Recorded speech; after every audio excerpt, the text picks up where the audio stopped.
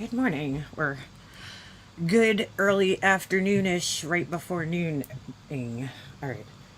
I wait for a few of you guys to get in here. Why does that sound so weird? Oh, I think this is picking up. Yep. That's pretty crazy. Picking up the sound on my laptop. Just give me a second here because I'm kind of multitasking. Good God. And I'll wait. Hey, Andy Cruz. How you doing? Fuck. Where did I save this? Layout. Oh my goodness. Customers. Where's my customers folder? I'm making a special little gift for somebody right now. And it's so cute that I think I might have to add it to my website. It's super cute, but I can't find the other thing. So you guys are going to hear, or you might hear, my cricket going in a minute. If I could find what I'm looking for. Because I could have sworn it was in here. Customer. Huh. Does anybody else do this? I really do try to get organized. I swear to God. But it just never works out. It never works out. Where is the candle thing? Candle instructions, candle wax instructions, cable cut. Oh, I think I know where it is. Hold on. Oh, that wax. Okay. I did. Oh, there they are. There we go. Okay. All right. I found what I was looking for. Anyway, how is everybody today? Nana, oh my God, I had the loudest cricket last night outside. It was like one single cricket. You guys remember? I lost access. Wait, Andy, that was you? No. Dude, last night, I swear to God, I actually recorded it. Hold on. Dude, it was the loudest cricket ever. So funny. I think it was Andy in my yard. Hold on. Dude, it was so loud, this thing. Listen to this. I mean, you guys, I don't know. You guys probably aren't going to be able to tell how loud it is because it's on the phone, but listen to this motherfucker. He was going hard. Bro, that was one cricket. This thing was so loud. It was driving me insane. I recorded it because it was so fucking loud. It was one cricket. That's all I could hear was one cricket. Nana, I'm gonna message you really quick on Discord, so check it because I'm doing something right now. So hold on a second. Where are you? There you are. All right, I'm gonna message you. Just give me an answer as soon as you can, if you can. Here.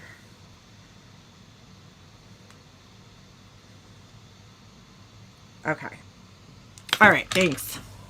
If you see it. All right. So anyway, I was in my garage today, so I'm trying to get some work done, and I was listening to the Karen Reed trial because it's still going on right now, and I just, you know what, I haven't really listened to it while it was like live because I can't stand like all the pausing and the fucking sidebars. I have to listen to it after the, day is over. And then this way I can fast forward through things because I'm way too impatient. So, all right. Thank you. Oh, shit. Huh. All right. Hold on.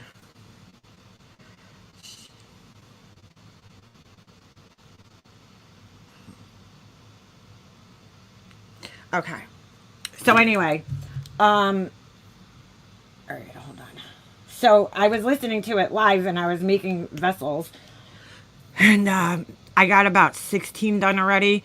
I didn't even realize I had 6 of the same mold, which makes, oh my God, does it make everything so much more easy and fast. So anyway, I was listening to it. And then once I was done, doing the 6 molds that I was working on, I, of course, looked at my phone and I had a text message from somebody and they're like, oh, Tracy's fighting Pepper. And I'm like, what? Like I thought I didn't like see the whole entire message. So I thought they meant like Tracy's fighting her like right now, like live, like they were on panel together. So I was like, oh, I'm like, all right. So they're like, turn it on. So I go to Tracy's channel and I'm like, what the fuck? I'm like, you know, she's not live. What are you talking about? So I see it. Thank you. So anyway, so I was like, oh, I'm like, that's fucking weird. I'm like, whatever. So I go look at her fucking thing. And I swear to God, I fast forward through it. Now I find this really funny. I don't know. And that's why I'm asking. Maybe you guys could explain. Her title says, you crotchety old bitch. Tracy, what the fuck, dude? Like, really? This is the same bitch that gets upset and salty because I say that she's old. Now she's calling somebody else an old crotchety bitch. Is Pepper older than her? I don't know. Fucking weird. But that's besides the point, right? So I'm like, what the fuck? Like, what happened? Why are they fighting? That's probably a good question. Why are they fighting? So I go in there and I swear to God, I swear over my fucking eyesight, I scroll through the live to see if I could see where there's a point where they're on panel together, because that's what I thought the person meant when they texted me that they were fighting. So I was like, oh shit, because I'm telling you guys, I do not watch Tracy. I can't stand listening to her. So, you know, unless somebody specifically tells me something, that's the only way I'm going in her fucking live, channel. So anyway, I swear to God, I scroll through it, and this is what I landed on, and I'm like, holy shit. So I recorded it. Now, maybe you guys could fill in the gaps for me, because I didn't watch what happened before this, and I have it on my phone, so. I don't know, but if she is, Chloe, I'm going to need to see Stormy's tax returns for the year that Donald. Who is Chloe and who is Stormy? Who is she talking about? A horse? Like what? Stormy the horse? I don't know why I relate the name Stormy with a horse. Anybody? Anybody want to help me? Oh, I know why. Because my friend had the fucking... my friend had a horse named Stormy. That's why. I was like, what the fuck? Who is she talking about? $180,000 in hush money. Who? Please and thank you. Anybody want to fill me in what she's talking about? But hold on. Let me move my laptop. It's so loud. All right, now you guys probably can't. Why would people be getting scammed? Because of a label? Because of a label? Oh, Stormy Daniels who sued Trump. Okay. Because of a label? Well, I'm not buying that candle because I don't think they make, these mass-produced labels that are, these mass-produced candles. Do you think one individual sits and makes those labels? Just stop it. Wait. Hold on a second. What did she just say? Just stop it. Oh, whoops. I didn't go back. Because of a label? Because of a label? Because of a label? Well, I'm not buying that candle because I don't think they make, these mass-produced labels that are, these mass-produced candles. Do you think one individual sits and makes those labels? Oh, someone was in Tracy saying you busted Laura out for faking her candle labels. So that's why she's saying this. Okay, that makes sense. Do you think one individual sits and makes those labels? Yeah, Tracy, I do think that one individual would sit at a, mass production place and design the labels. Yeah. I mean, they could potentially have a few designers, I guess, but, I don't know. All right. Just stop it. Who cares what Laura's labels look like? Don't buy the fucking candle. Why does she care? No, because I was sent a screenshot. Hold on. We'll get into that. I feel the same way about Makeup Mobster's dead people jewelry. Makeup Mobster's dead people jewelry. I feel the same way about Makeup Mobster's dead people jewelry. Like, Tracy, do you see any dead people jewelry on my website? No. My dead people jewelry. I have the pet hair one, but the other shit, the ashes, I haven't put that on my website. But if you don't like it, don't buy it. At least it's really made by me. I'm not just putting fake fucking jewelry up there and saying it's mine, or taking stock photos of somebody else's work.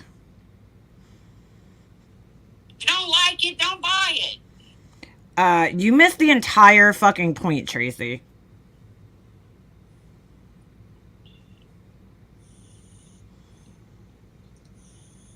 Why is the label have anything to do with the actual candle? That's a great question. You know what, Tracy? That's a great fucking question. What does the label have to do? I don't know. Ask Laura that question. Ask her why she redesigned her labels 45 times in the last fucking 5 months. Okay? And that she's spent 18 hours a day. We'll take a look at that. Fucking, give me a break. For the love of all that's holy, stop. Tracy, just don't watch me. It's pretty simple if you're that annoyed by it. Say for the love, that's all that's holy. Stop! Like, Tracy, just don't watch me, and then you won't get annoyed by me talking about it. Like, you're so annoyed for no reason. Tracy is used to critiquing artists and items, yeah.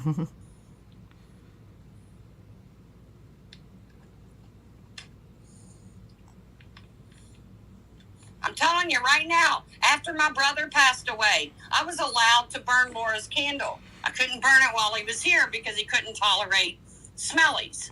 Her candles can't even be given as a gift to someone. That does a lot, yeah. And the candle burnt fine. The candle smelled fine. The candle burnt fine. The candle smelled fine. Smelt. Did she say smelt? Hold on. It smelled fine. Oh no, she said smelled. And it burnt all the way to the bottom. It didn't leave an inch of wax. Okay, nobody ever said that it did, though. Like, so, why are you, like, telling us that it didn't leave an inch of wax? Who said it did? Used wax. Have I ever fucking said a negative comment about the way Laura's current candles burn? No, because I don't know, because I haven't owned one of her current candles. I've owned her old candles, and I'll tell you right now, they were way overwicked. I showed you guys on a live stream. But that was way back. Hopefully by now, she's corrected whatever fucking issues she's had in the past. I mean, it's been 3 fucking years. You would think 3 years later, you got your fucking labels figured out and your fucking candles. So, I definitely got the money's worth out of it. Where should we send your fucking trophy? Where exactly am I gonna send it? Oh, Huck, I looked in the comments under her thing, and I seen she's, like, arguing with you, but we'll look at that in a second.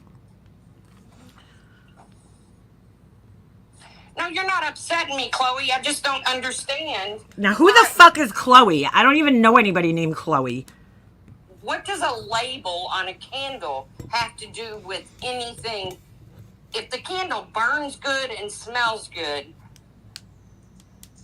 now, don't get me wrong. Laura has made some candles I would never, ever buy. Like a cunt candle. No.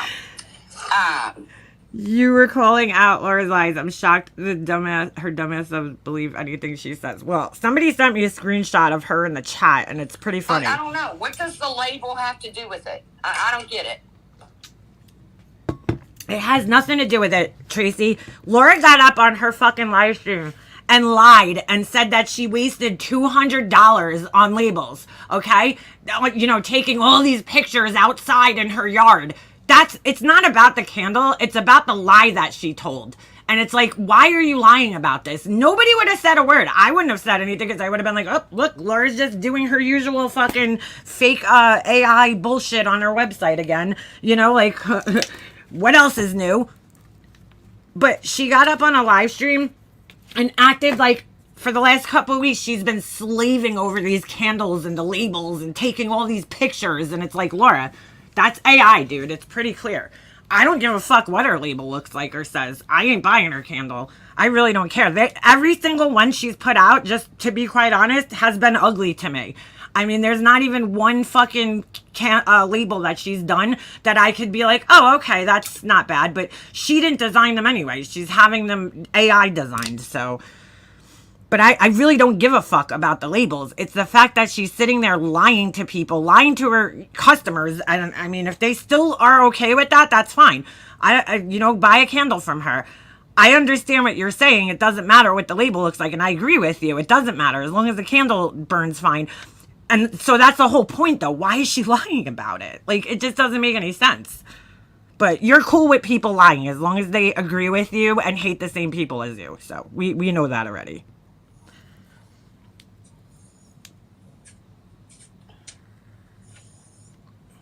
Oh my God. Makeup Monster goes live 5 times, 4 times a week. Really?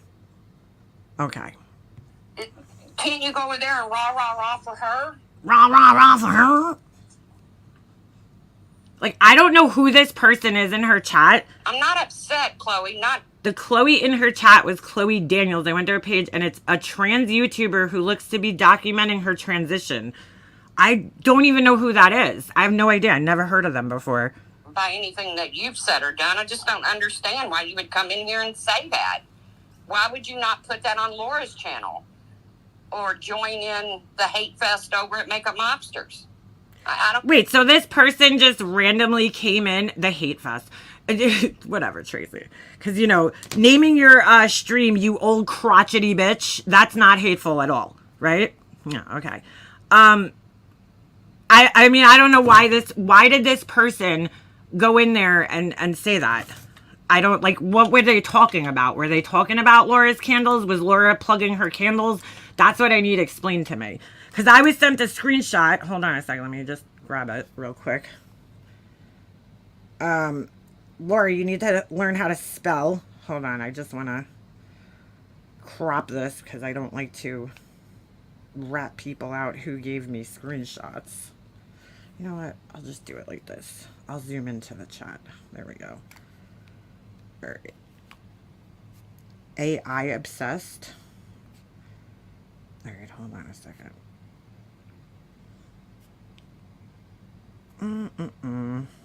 I call out the lie, dude. I don't care what Laura's fucking labels look like. I said that in my video too. I was like, there's nothing wrong with using Photoshop, but you know, Tracy only picks and chooses what she wants to fucking hear. She is like the quintessential fucking selective listener. I mean, shit. She only picks out what she wants to hear, and then she reacts to that. So somebody sent me this, and I again, don't know why my name's being brought up in the fucking live stream that's called You Old Crotchety Bitch. What is a crotchety bitch anyway? I'm just curious. Laura's in the chat, but I don't think she spoke about her candles. Like, I don't watch... Sounds like there was a hate fest going on. Well, yeah, when you title your live, You Old Crotchety Bitch, you know, that would be like, for me, I'd be like, oh, all right, you know, something. You're mad at somebody, right? Why is Tracy mad at Pepper? Beefers, she can't sell her candles without a sad story attached, yeah. I've been slaving for hours a day. I didn't... all right, we'll look at that in a minute, but why is this thing not opening? Fucking A. Goddamn computer. It's my Mac. My Mac is so slow. I don't know what's going on. Oops, I opened the wrong thing. Where's my Finder window? There it is. It's about time. Okay, let's take a look. Why is this up? What the fuck? Oh my goodness. My computer's bugging out. I don't know why I'm talking like Bullhorn Betty. A Bullhorn Betty. All right. So I just looked it up. It showed a picture of Tracy. Oh, all right. Good. Good to know. Oh my God. That is fucking funny shit. A lot of behind the scenes stuff. What? All right. I'm lost. I didn't listen to the live, so. So this is Laura in the chat, apparently. She goes, oh, I don't know, Jules. Maybe because my obsessed stalker is lying about me. Right? Then it says, oh my God, Chloe. I didn't use AI first labels. I didn't use AI... I didn't use AI first labels. So are you saying, Laura, that you are... So you're admitting right there... Right? By saying, oh my God, Chloe, I didn't use AI first labels. Wait. It should be, yeah, AI, comma first labels. Okay? So you're admitting that the labels that you're using right now are fucking AI, dude. So I guess the first labels, I don't know which first labels, because she's made so many. Was it like the very first labels you made? you know, or the first label this time around that you made. I don't know. You didn't use AI, supposedly, allegedly. But this time you are using AI labels. So what exactly am I lying about then? What exactly am I lying about, Laura? Please tell me. I want to know what I'm lying about. If I'm your quote obsessed stalker. Okay?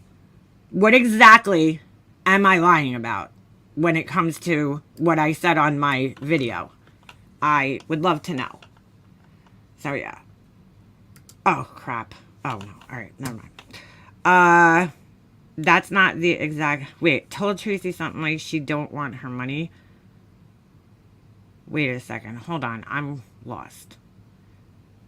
Tracy offered to go on flowers for Marsha. Oh, okay. And Pepper wrote a nasty community post. Okay. Told Tracy something like she didn't want her money.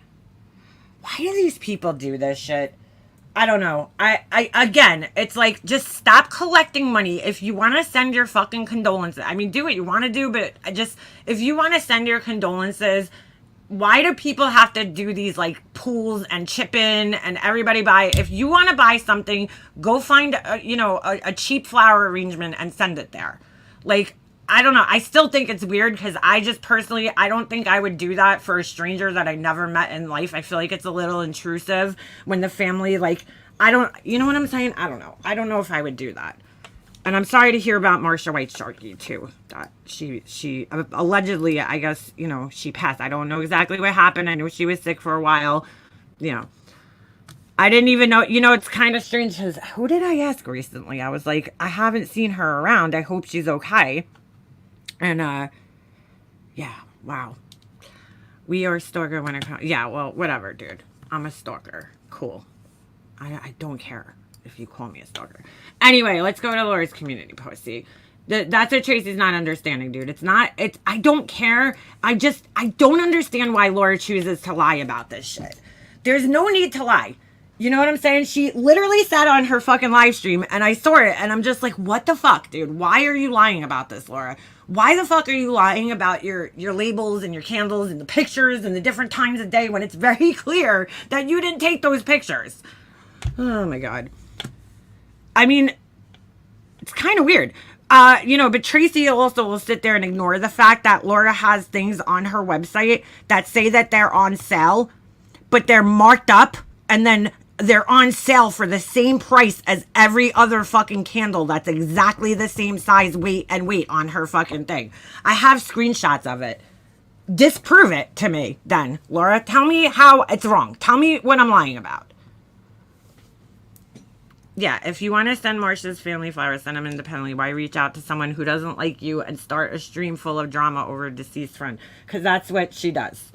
That's what these fucking old crotchety bitches do, I guess. All right, so hold on a second. I mean, at the end of the day, I don't care. But I feel like if you're going to sell, be an online seller, you should have some fucking integrity. It's people like her, okay? You got to think of it like this. It's people like Laura, right, that have these shady sale practices that ruin it for the rest of the businesses out there. Because I can't tell you how many people I know just in my personal life that don't like shopping online because they're worried about being scammed and shit. I don't think it'll be like that with the next generation, but from our generation, coming from where, like, we didn't have the internet to, like, now we have the internet, a lot of people are already weary of the internet, okay, like the older generations. And then, I have an online business. I try to do my business with fucking, integrity and just the right way. And when somebody's lying about, doing these shady sales practices, it fucking ruins it for the rest of everybody else, because it's like, oh, well, that's why people don't trust shopping online, because of that kind of shit. Lying about things, lying about how many fucking candles you have, sold in the last 10 hours. Why the fuck are you doing that? I mean, it doesn't directly affect me, but it kind of indirectly affects everybody who has online businesses. People ruin it. Just like on YouTube. Back in the day, you used to be able to curse and do all these things. People took advantage of it, and now you can't do certain things, right? the same thing. Same concept. All right. So hold on a second. Let me go find her. I don't know why, but whenever I type in her name, like her channel doesn't come up. It's the fucking weirdest thing. Let's go to the community post. Hold on a second. Fuck. Oh my God. The page won't load, but her voice is playing. Are you kidding? I have to click on the video. Hold on a second. For fuck's sakes. You guys can't hear her, but she's blasting in my ear right now.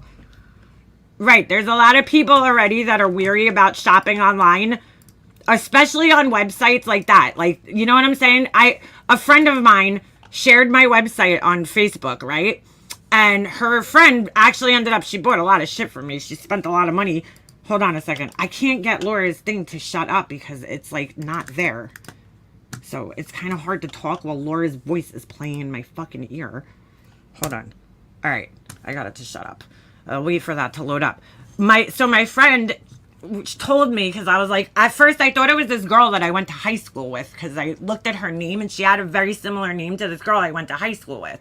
And then I was like, wait a second, that's not the girl I went to high school with. I'm like, I don't know this person, but they lived locally. Like they lived in the same, you know, they live on Long Island. So I was like, that, I highly doubted somebody from YouTube. So I was like, I talked to my friend then. She's like, oh, that's my friend. That's this girl, whatever. She explained it to me. And she's like, yeah, I shared your website on Facebook the other day. And, or some item I posted, whatever it was, she shared it. And then her friend saw it and she messaged her and she's like, is this like a legit website? Like she even questioned my website. You know what I'm saying? And it's like people are weary enough as it is. So you're just making it worse by fucking using shady sales practices and lying to people about everything. I mean, I question websites. I go to websites and I'm like, ugh, like you guys know when you click off of like, I don't know, say like on Instagram or something or Facebook, right? You'll see like a product and you'll click on the website.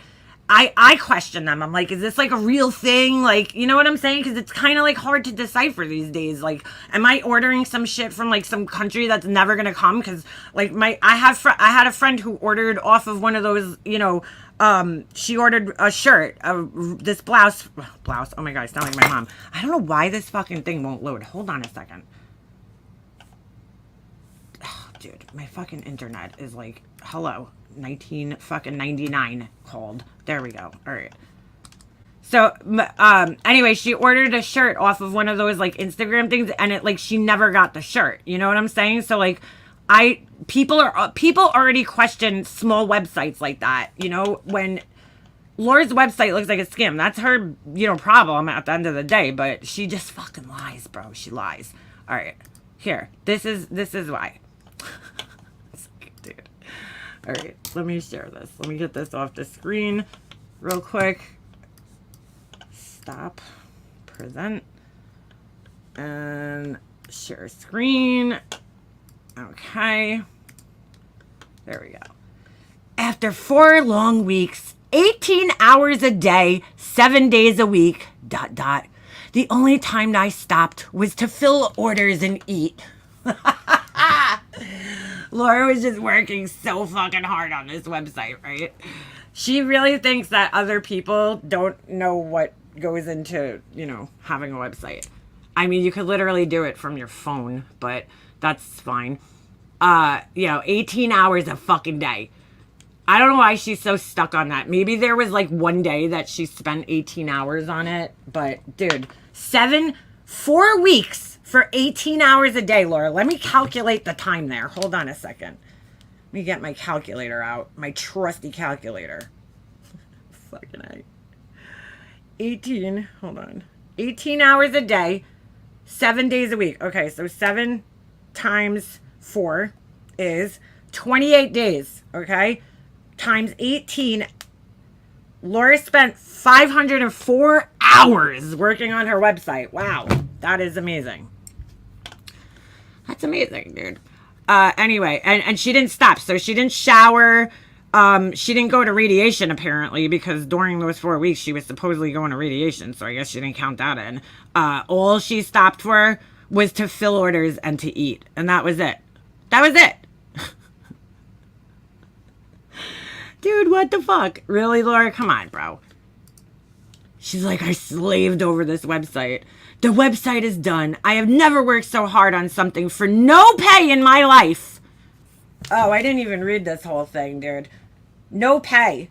You poor thing. Laura, you are a business owner. Like, you don't get paid like an employee, dude. Like, I get paid when my product is sold. I don't get paid while I'm making it. For no pay, she writes, in my life. Wow. LOL. I can honestly say I'm proud of it. I do still need to add the food candle section. She's been saying that for like a year. But I must get back to making money. BOGO special starts now as I will set it up before I go to sleep. Why did I redo everything and lose so much time and money? Oh, I'm sorry. Why did I redo everything and lose so much time and money? Well, because after finishing cancer treatments, I wanted to start a new life. New website, new wax, new wicks, new attitude, and new life. Okay. Cancer has taught me one major lesson in life. Life is too short, and it could end at any time. You go through life always healthy with no problems, and then bam, diagnosed with cancer, and everything changes. So I had two choices: wallow in a poor me attitude, or go through it and look at it as a way to restart my life as a new and improved version of myself. I was never one to wallow in misery, so I took the other route. Sure, Jan. Thanks to everyone who has supported me through this journey and helped me get through it. Now it's time to start fresh and focus on what really matters the most. Living this thing called life the best way I can. Ignore the BS. Really? You weren't ignoring it in Tracy's chat. Do what I love to do and fuck all the negativity. I would never want to be like some of my haters/stalkers. Stalkers. Again, life is too short to be so hateful. Now go buy some amazing candles. Yay! Laura, what the fuck, dude? All right. Yeah, dude. 18 hours a day, not getting paid. Yeah, exactly. 18 hours a day. So you know what I'm going to do? I'm going to give candles away. Now I want to see her how does this BOGO sale work, Laura? Let's see. Hold on. She still has, and I loved your commercial, by the way, with the floating candle, dude. That was great. See, look, this is what I'm talking about. Right here. Tell me I'm lying. See, that's the one motherfucking thing. Don't call me a fucking liar without bringing some proof, okay? You know, you want to say, oh, I lied about being in Molly Golightly's fucking Patreon. Fine. I guess I did, right? Well, I wasn't going to tell the truth on that one. But, because, you know, I was undercover. Anyway, but tell me I'm lying about this, Laura. Tell me I am fucking lying about this. You have things up here. This is the same candle. That's the same. They're all the same, right? Red Hot Summer. It's crossed out from $46 and it's on quote sale for $27. This one for some reason was $30 and it's crossed out and it's $27. And then you have all of these that are the same size. Oh God, this fucking thing is so annoying. Okay, all the same size. Why are these all $27? What is this one? Let's see. What size is this? I mean, is there a reason? Is this some special scent that costs more money? So it's $47, $46, sorry. 12 sold in the last 10 hours. Really? Let's see those sales. Hold on a second. Does it say what size it is anywhere? Hold on. What do we say? Does the price change depending? Nope, you can't. There's no white vessel. That's great.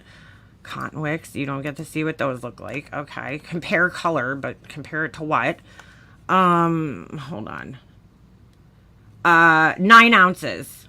9 ounces, she says. Okay, so now let's go to this one.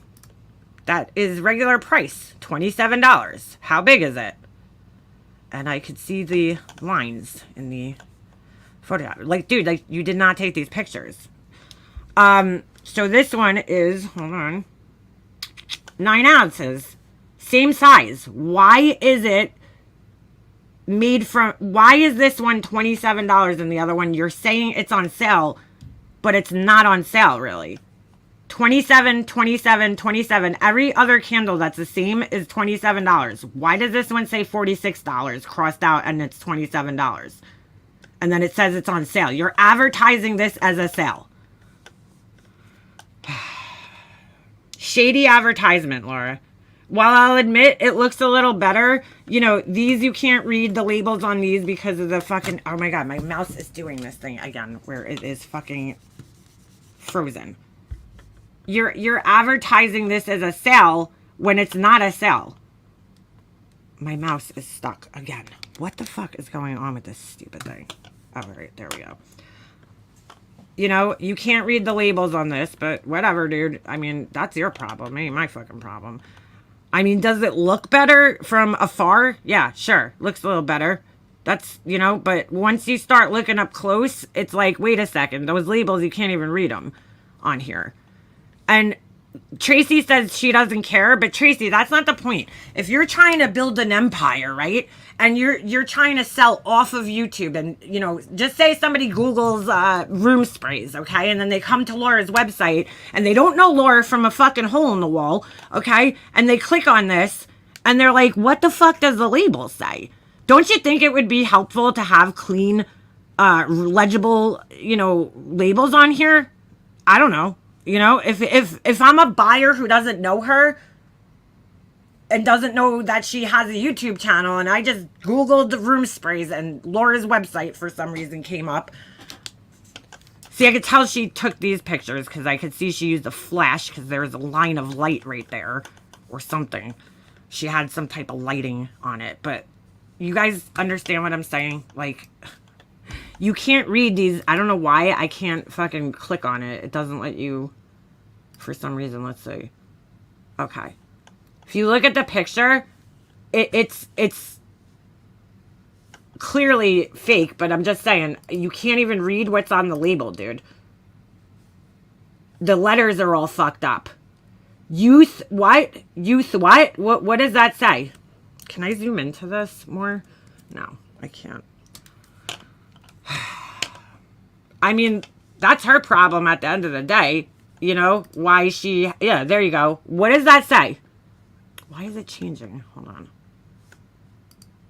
I don't know why it's changing. I'm not even touching it. All right, hold on a second. Tell me what that says.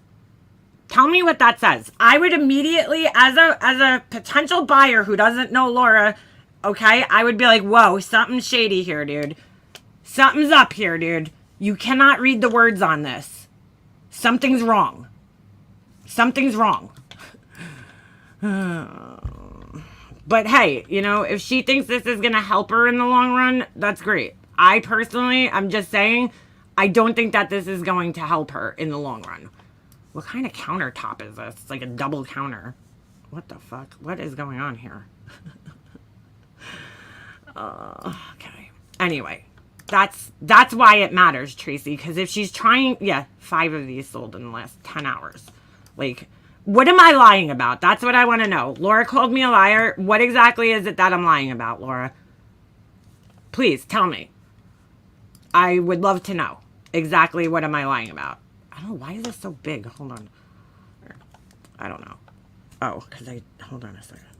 I gotta zoom out on here. I want to know what I'm lying about. Tell me. Tell me. Pains and pods. Oh my God. I'm just gonna shut up. I'm gonna shut up. I'm gonna shut up. Room sprays, mystery boxes. Dude. Oh my God. I don't get these. Laura. Oh my God. Alright. I should probably just shut up. Like, this would never happen. How are these candles balancing on this tray that looks like it's on a bed? Okay. And then there's just a pile of wax and string? What the fuck? Is this like a sex fucking torture fucking set that you're selling or something? It's like, here, tie your partner up and fucking... What's going on here? That spoon would never sit like that. I don't understand this. Like, I just don't get what's going on in this picture. It would never sit like that, dude. The perspective of everything just doesn't make sense. This is straight on. This is on an angle looking from above, from a kind of bird's eye view with a maxi candle. And then you got wax that is floating and has a drop shadow for some reason, string, and a bottle of whatever the fuck this is. Oil? What the fuck is going on here, dude? Oh, Laura, this does not look good. Yeah, the BDSM collection. Why? Where's the rest of the spoon? It's just like stabbing this thing in the fucking side here. Oh my god. Look, dude, you don't have to listen to me, but if your quote marketing people were helping you, they would tell you that this is just awful. You know, the fucking, why do you have this on here? Do the candles come like that? No. Why even put that there? I don't understand. I just don't get it, dude. I don't fucking get it. I think the original, I don't even know. I don't even fucking know. I don't know what's going on here. I just don't know what's going on here. The spoon just like, it's stabbing into the thing. Like it's overlapped over here. Oh my God. I wish she would learn perspective. That's why in her little commercial thing, it looks like there's a floating candle, dude. Laura's candles float. I don't know, somehow. She has a ghost, maybe, in her house. She said she did, right? Isn't that what you guys tell me? Hold on. Oh, Jesus. Look at this. No. Oh, do I have it on? Yeah. Yeah, this don't make no sense, bro. How is this candle floating in the air? It's floating in the air. It's floating in the air. What is it doing? I don't know. I don't understand. Like, how do you not see this? It's literally floating in the air. Bro, this is like perspective that you learn when you're in like elementary school, dude. Art class. You know what I'm saying? Clearly this thing cannot be in front of this thing. Now, the way it's in front of it, it makes it look like it's literally floating in the air. I don't know if you guys are going to be able to see this even because I'm on... Most of you are probably on your phone. I mean, I'm showing you guys this from a 22-inch monitor, but, you know. This thing's floating like a fucking ghost is holding it. Why? And then I don't know what this is. There's like this weird... Oh, maybe that's from... Alright, that's from the graphic. Never mind. And like, dude, there's just so much going on. It's very hard to read your website. You should have moved that maybe down here or put a black box behind it. I don't know why there's red, white, and blue. Where's her sale though? Like, how do you get the buy one get one free? How does that work? So if I add this to my cart right now, hold on a second. I'm gonna add one to the cart. What exactly is the BOGO sale? Where is it? I don't see it. I don't see it. Cause it's very confusing. Didn't she write on the thing that it was buy one get 150 or yeah. It says BOGO special 50% off. I don't see yeah, I don't see it. I don't see it. I don't see the sale. Where does it get calculated in the cart? Hold on a second. I'm going to add this to the cart. And which candles is it? Yeah, look at this. Look. Wow. Wow. This is the BOGO sale? Hold on a second. I'm confused. All right, so this one's 27 and then why did it add this one? I didn't add that. Hold on. Let me go back. How do I get rid of this one? Fuck. I want to get rid of this. Oh, it's not. All right, sorry. That's not in my cart. All right, that was confusing. All right, so let's add another one to the cart and see if it takes the money off. But not one of the ones that's allegedly on sale. All right, here we go. Okay, all right, it did it. All right, 27, and it gave you a free one. All right, there you go. There's the sale. So it worked. Good job. But now what if I add one of the ones that says it's on sale? What happens then? That's what I'd like to know. This one. Let's add this one. Let's see what happens. Wait, I gotta delete the other one first. Ah, fuck it. I'll add this one. Add to cart. I'm going to delete this one. All right, so it still makes one of them. Wait a second. If you add that one first, why does it do this? I don't understand this. I guess the price is still the same, $27. Okay. And then if you add the other one, it makes it 50% off. Yeah, that doesn't make sense though. It makes sense. All right. It happens in the cart, which is fine. I just don't understand why this one says that it was $46 and it's crossed out to $27. 15 of these sold in the last 6 hours. Really? 16 hours.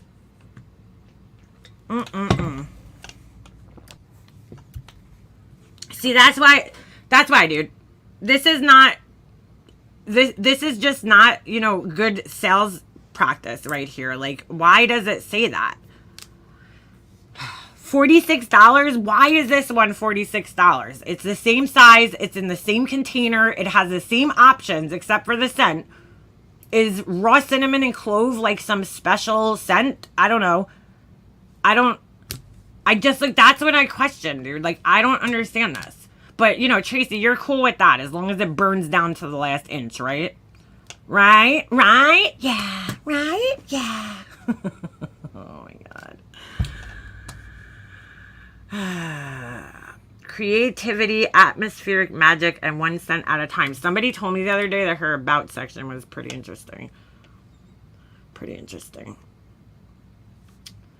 So but all right, the whole point of me even talking about this was that Laura lied about taking all these pictures. She's like, you see, the top of this one's different than the top of this one because it was taken in different light. And I'm like, you did not take these pictures. I could tell. Okay, the highlights and everything, except for that one little dot there, which you might have erased out. These are not pictures that you took outside, Laura. The lighting would not look like this if you took these photos. If you took a picture of this vessel outside, this is not how it would look. Okay? Oh, my God. She acts like nobody here has ever taken a picture outside. Our mission statement, our beginnings. Where luxury meets sustainability. All right, wait, hold on a second. Our mission statement is simple. You deserve it. We want all our hand-poured artisan organic soy candles, I thought you stopped using soy, to be a symbol of expression and power. We want to remind you that you hold the power to your happiness and you are worth it. I feel so empowered, guys, by candles. Welcome to Energy Candle Company, where luxury meets sustainability. Nestled in the heart of Madison, Alabama, our eco-friendly haven invites you to indulge in a guilt-free sensory experience. Why do people flock to our doors? You don't even have doors. What doors? Your house? What the fuck, dude? Why do people flock to our doors? It's not just about candles. It's a journey into a world where I can't say the word. Fuck. You guys know what the word is. Oh my God, bro. I can't talk today. Whatever. Conscious choices, I'll just say, and true luxury seamlessly intertwine. At Energy Candles, our commitment to sustainability is as potent as the scents that fill the air. Do you bubble wrap things, Laura? Our candles are crafted with the highest quality proprietary coconut beeswax blend, a harmonious blend that not only ensures a clean burn, but also reflects our dedication to the planet. Laura's dedicated to the sustainability all of a sudden. The oils we use are not, while she's vaping. I love the fucking planet, bro. I don't know about that. The oils we use are not mere fragrances. They are a global odyssey? What in the actual fuck does that mean?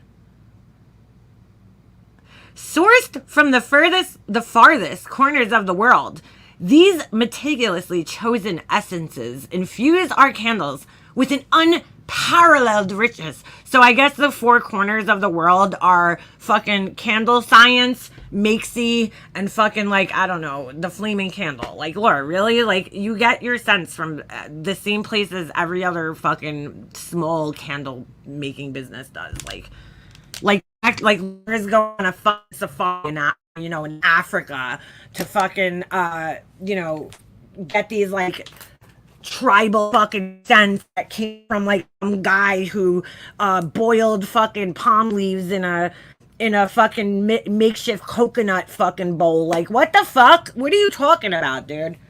What are you talking about? The guy that's in there like squishing fucking essence with his feet and shit. Pulp of fucking fruit and everything. What the fuck are you talking about, dude? The four corners, the furthest corners. Makesy, fucking candle science. With an unparalleled richness, elevating your sensory experience to new heights. Bro, like, it's just a candle. She's making this very dramatic. We are not just a candle company. We are a movement towards individuality and self-expression through our beautifully crafted candles. All right, bro. Every little candle is a great night fighting against the darkness. Every time you feel yourself tiny, remember these brave candles. What? Why is there an X there? Can we close this? Oh, all right. Yikes. All right, dude. Whatever you gotta do. Whatever you gotta do. Jeez, Lord. God help her. Amen. All right. I had enough of this stupid shit. But yeah, you didn't take these pictures. She was pointing this out the other day on her live stream, and she pointed to this one and this one. And she said the tops are different because they were taken at different times of day. And I'm like, no, they're not, because they all have the same. You see this little highlight right here? Boop, boop, boop, same. This is different. This is the same. Boop, boop, boop. Same highlight, dude. Exactly the same, dude. There's no way if you took one of these candles, moved it, and put one of it in its place, you still wouldn't get it exactly on point like that. It would never happen. Never happen. No. So that's what I called out the other day. I don't give a fuck what she does with her labels at the end of the day. If she wants barely legible labels on here in her product descriptions, that's cool. That's not what I called out, though. I called out the lie that she acted like she spent 18 hours a day taking pictures of candles. And I don't know why there's always like UFOs in her picture.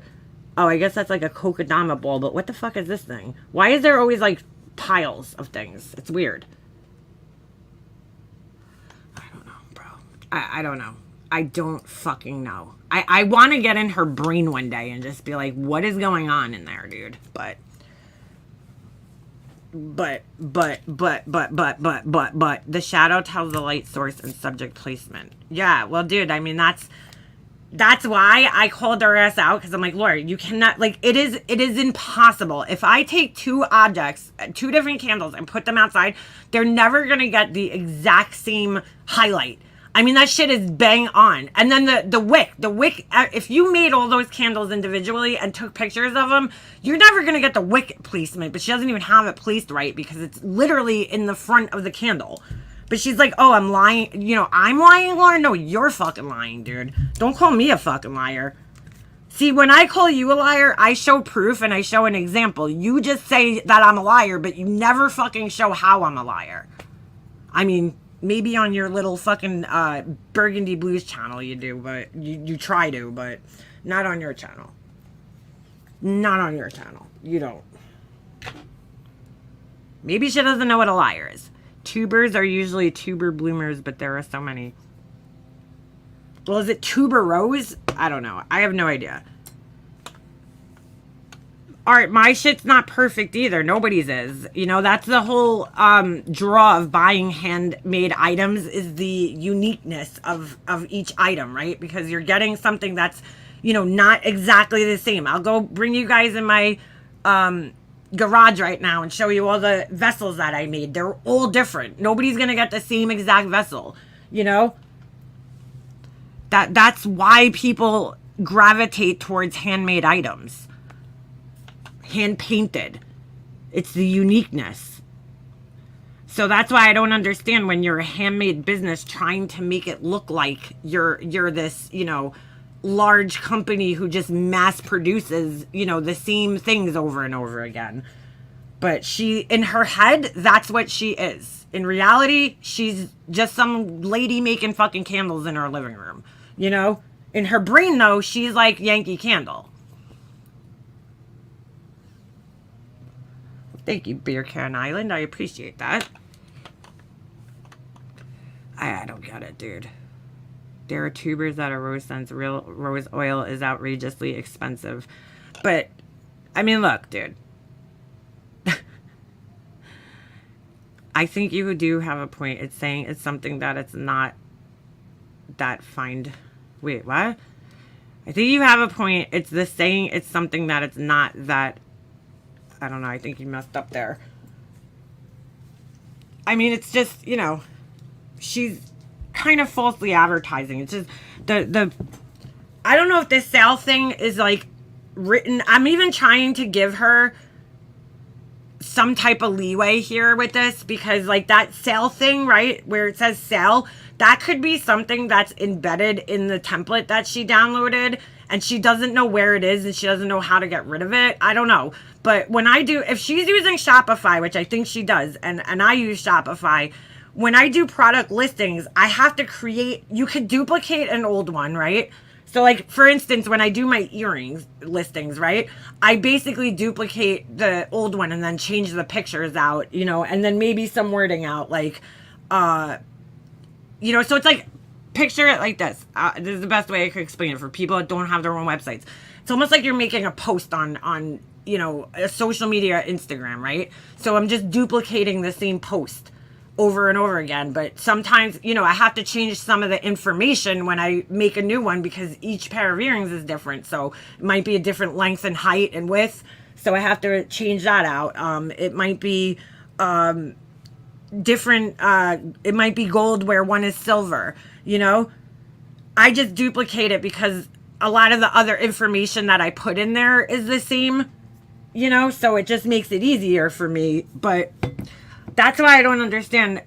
I'm trying to give her the benefit of the doubt and say that sale thing's embedded in her website somewhere because she's obviously using a different template. Because sometimes they will give you templates like that on Shopify where it already has certain things in there so that when you go to do it, it's kind of just giving you an example of what you could do in the template. But I don't know why she doesn't just delete that listing and then, you know, start a new one up, because there's some weird coding in her website somewhere that's putting things on sale for the same price. I mean, but then again, how would it do it on its own? No, that doesn't make sense. She has to be doing it herself. I'm sorry. I don't know how she would be able to do that on her on accident. If you're as good as Joe Below to Yankee Candle, to put what are your real candles you made on your website and not the fakes. 100%. 100%. All you really need to do is get one clear picture of one candle that you made, right? If all the vessels are the same, then just get that one picture of the one candle. What I don't understand is why are you making a million listings for all these scents and making more work for yourself? I guess because then what would your website be? It would only be one picture. But it's not like she has like, okay, I'm selling 4 different vessels and then you have all these scents. That's why I don't understand the whole layout of her website, because she is making a lot of work for herself to just relist a black vessel 100 times. Like, it's the same size, it's the same thing, and then you have to put the different scents as a new listing. I don't know. I don't get it. I don't get it. I don't get it. Maybe she was trying to make it uniform on her site. Are her real products only going to have black vessels too? Well, hold on. Now I'm going to have to go back to it. Because I believe that from her... Hold on. I don't even give a fuck at the end of the day, dude. I really don't. Do what you got to do, you know? It's just the lies, bro. The fucking lies. that bother me. It's not hard to just make a web page and be honest, dude. It's not. Hold on a second. I'm just clicking in. I don't know. You guys don't need to see. I'm just clicking into one of her. Yeah, there's black and then there's white, but she doesn't show a picture of the white vessel. So I have a feeling a lot of people probably won't buy it because I mean, I would want to know, what does it look like on a white vessel? Did the label change? So yeah, so it's just like the same black vessel that's being sold. I don't know. I don't understand it. It's the same black vessel. She just made different listings for different scents. Like a line, almost. Like a product line, I guess. I assume. So yeah, so it's I guess you could get a black or a white vessel, and then you could pick whether you want cotton or wood wicks. It's all the same exact vessel, though. So she did make it uniform on here. It's just not her pictures. She did the rollover too. She should have made one of them white. When you roll over, it turns white or something, because the rollover makes no sense to me. It's just a background appears. Nothing else changes. I don't get it. I don't get it. I don't get it. I don't know, dude. Whatever. Do what you gotta do. Oh, thank you, Beefer. Sorry. I just saw it. 5 gifts and 5 gifts. Well, thank you very much. I appreciate that. Does she list somewhere that the vessel can change? Here, I'll show you. I assume it can, because it says, Laura, who voted your candles #1 luxury candles in Alabama? Who voted you that? I just realized when I opened this, that's what it says. Oh, yeah, look. Oh, you guys can't see it. Hold on. I have to share this a different way. Hold on. All right. Look at this. You guys see right up here on the tab? Voted #1. Hold on. Oh, you guys can't see the pop-up. That's weird. It says on here, voted #1 luxury candles in Alabama. Who voted that? Who? See, that's what I'm saying, man. That's fucking misleading, dude. That never happened. Why are you saying that? Why make all these fucking claims that are not true? Voted #1 luxury candles in Alabama. I don't know why that says that up there, or how she even made that up there, but no. Who the fuck voted that? You could thank your buddy fucking Tracy for this one, because I honestly wouldn't have even fucking talked about this had it not been brought up on our live. Yeah, I don't know. Look, it gives you a white or black, but you don't get to see what the white one looks like. You just have to fucking take a guess. I guess. I don't know, dude. And then wood wicks or cotton wicks. You don't get to see that either. Sorry. I mean, there's some things on my website where you don't get to see it, so I get it. But that would be double the amount of work. She would have to remake these in white. Compare color. Okay. White and black. There's nothing to compare. Why do you have that? Okay, sure. Great. Ay.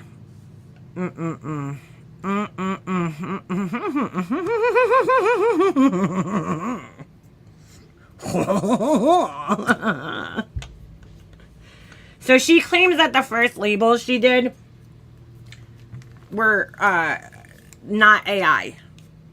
So I guess she admits that these are, which, dude, do what you gotta do. Oh, wow, thank you. Somebody just ordered, and I appreciate that order. Thank you. Ooh, I get to make another Long Island necklace. Ooh. All right.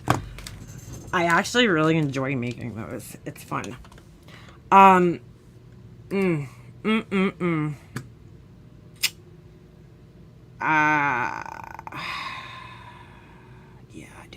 I don't know. I don't know what to say. But yeah, you have choices. You have choices on here. What size are the $27 candles? They're 9 ounces. 9 ounces. Which I don't know, dude. I don't know. I guess that would make me the best candle maker in my town because I'm the only one making candles the way I do. Yeah, sure, right? We could all make those. I was the #1 concrete company. Oh my God, speaking of concrete, this shit was crazy. You guys know I've been doing this for like over 2 years now, I think, almost 3 years maybe. I recommend you to post locally, make a monster. They are looking for a ring maid. Who's that? Who's looking for a ring maid? All right, so I had bought a new bag of concrete. It was like sitting there. I hadn't used it yet. So I just opened it up the other day. I finished up what I had left and I opened it up and I put it in my container the other day. So I'm like sitting there doing my vessels yesterday, and as like I squeeze the molds to get like the air, you know, as many air bubbles out as I can and to like make everything settle down to the bottom of the mold. So I'm like, I keep feeling these like hard, you know, things in there. And I'm like, what the fuck is this? You know? So I'm like pulling them out. And at first I thought, I have found that before in cement. Like you just do, you know, there's going to be every once in a while, you're going to get like a chunk of something, like a rock or something, or it could be hardened cement that could have just like got in there somehow, you know? So I'm like it could have fell off my, cup or the thing that I use to mix it, because the cement, you know, dries on things in my little workshop. Like while you're working, it's curing, so there's always going to be like little things. Well, anyway, so yesterday I feel like every once in a blue moon while I'm doing this, you'll feel like one little hard thing. You'll be like, what is this? And then you pull it out and you're like, oh, it's like a little piece of cement. It looks like a little piece of cement. So yesterday I'm like doing like these molds, and I'm like, what the fuck? There's like 5 in here. So I pull them out and I put them off to the side because I'm like, this is not normal. Not at all. Hold on, I'll have to show you guys a picture of what it was. So I was like, this is fucking weird, because normally I don't feel that. Every once in a blue moon you'll feel like one little piece, you know, but not like it was yesterday. So I pulled them out, and when I was done doing what I was doing, I cleaned it off, and I'm like, holy shit, this is a fucking rock. Like, it is a legit pebble. It's not dried cement. It's a pebble, right? So I put gloves on, and I remember when I mixed the cement around to make sure everything's dispersed evenly. So like when I first poured into the container, I put on like a pair of gloves and a respirator, and I mix everything around to make sure all the, you know, bonding agents and everything that's in there to make it harden, everything's like dispersed evenly. So I just kind of run my hands through it, and I gotta tell you, it's very satisfying. It feels like, you know, when you go to the beach and you like run your feet through the sand, it's just like that cool feeling. It's kind of the same thing. You just run your hands through it. So I'm like mixing everything in, and I thought I was feeling hard bits, but every time like I would think I would feel one, I don't know, I can't explain it. Like I couldn't find it, you know? So I was like, who knows? It might just be like the grains are stuck together a little more, because that happens sometimes. If there's moisture in the air, you know what I'm saying? It'll stick together a little bit more. So anyway, I'm pulling out these hard bits of this shit yesterday, and I'm like, what the fuck is going on? And I see a rock. So I go in the dry mix, and now I'm like pulling out more rocks. So I was like, dude, like this isn't good. I can't have this. Like, you know, because I'm making, if I was pouring a slab of concrete, it probably wouldn't matter. You probably wouldn't even notice. But because I'm putting these into little molds, you know, you can't have these big rocks in there. It's going to fuck my stuff up, you know, and I'm going to be wasting cement. I'm like, I can't have this. So I was like, I wonder if I could return it to Home Depot. So I get my hand truck. I put the whole bin of cement in my car, and then, I still had the bag because I had just opened it up like a couple of days ago, so it was still in the garbage can. So I pulled it out. I go to Home Depot. I took all the rocks that I found and I put them in a little baggie, and I was like, "This is crazy," but who knows? Maybe they'll return it. Well, sure enough, the guy gave me a store credit. He didn't even take the old cement back. He just was like, "Here you go. Here's a store credit." He's like, "Go get another bag." So I was like, "Okay, thank you." So when I got home, I was like, "Well, what am I gonna do with all this leftover cement mix now? Like, it's useless with all these rocks in it." So what I did was I went to Dollar Tree, and I bought a strainer, like a metal strainer, mesh one, and I sat there and scoop by scoop I strained out all the fucking big rocks out of this cement so I could still use the mix. It's fine. It's just I got the rocks out of it. I've never seen this before. It was the weirdest thing. I mean, in 3 years of doing this shit, I've never fucking seen this. ever. Like this, not like this. I've found like a rock here or there, but not like this. Look at this. Look how many of these things I got. This was out of a 50-pound bag. So I sifted through yesterday. I was covered in cement. I sifted through 50 pounds of this shit. Oh my God. Well, it was a little less than 50 pounds because I had used some of it, but let's just say like 40 something pounds. Look at this. This was all, I mean, these are big rocks. This is a bowl that I fucked up, a concrete bowl that the side collapsed in. But look at this shit. I mean, dude, that is not normal to find this. In every scoop, I felt like I was a gold digger yesterday. You know, like when they use the little screens and they like shake it around. That's what I felt like when I was doing this. I mean, these are pretty big size rocks. And like I said, every once in a while, you'll find something like this in the mixture, but not to this extent, dude. Like, this was every scoop had these big rocks, and then, it's kind of hard to see, but in there, there's kind of smaller little pebbles and shit. I don't know what the fuck happened. I couldn't believe it. I was like, I've never, in 3 years of doing this, and I've bought a lot of bags. Look at my fucking nasty toes right there. I've bought a lot of fucking bags of cement. I've never fucking seen this before. I mean, it's so fucking weird. Now, if you bought like a different kind of cement, it would have this, but the type that I use, it shouldn't have this at all. It should have no rocks in it ever. But you know what I'm saying? It's of course every once in a while you're gonna get a piece of rock because I mean something must have been wrong with their machinery that day, while they were doing this. So there must be a bad batch. No, these are actual rocks though, like they're pebbles. Look, you see up here? Hold on. You see like that right there? That's like a pebble. And these are rocks. They got cement on them. They got the powder on them. But the more smoother rocks that are polished, you could actually see, like this one, that one. That is not normal, dude. You should not have these little pebbles in like this. None of this is normal, but absolutely this is not normal. These little pebbles here should not be in there. These little, these are like river pebbles or whatever the fuck you call them. I couldn't believe it. I've never seen that before. Like, the cement is fine. No, I didn't buy the wrong mix. It's the same mix I always buy. Why does everybody say, like, I don't, like, why, like, how would I not know? It's the same bag that I've been buying for 3 years. It's the same exact bag. There's a green bag that has a different mix in it. I have the bag still. It's the blue bag that I always buy. It's the same exact one. It's no different. It was just a fucked up batch. I posted this in a group yesterday, and somebody said the same thing. They're like, did you get the green bag? I'm like, no, dude. I've been doing this for 3 years. I have the right bag. I have a picture of the bag. It's the same bag that I always write. That I always, what do you call it? Use. I don't know what this is. I don't know what it is. I might wash them off and just, like, use them for, I don't know, put on top of, like, a plant pot or something. Hence the reason I didn't throw them away. No, it's not old and got damp. These are rocks.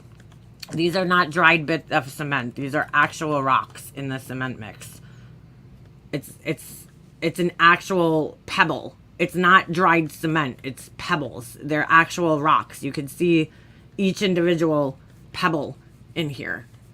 Because that's what I thought at first. I was like, maybe it got damp and it, there's little cured pieces of cement in there. No, these are actual fucking rocks in there. I've never seen this in 3 years, dude. Ever. Like, a lot of the times you'll get little tiny, pieces of dried cement. I did get a refund. They gave me a store credit at Home Depot.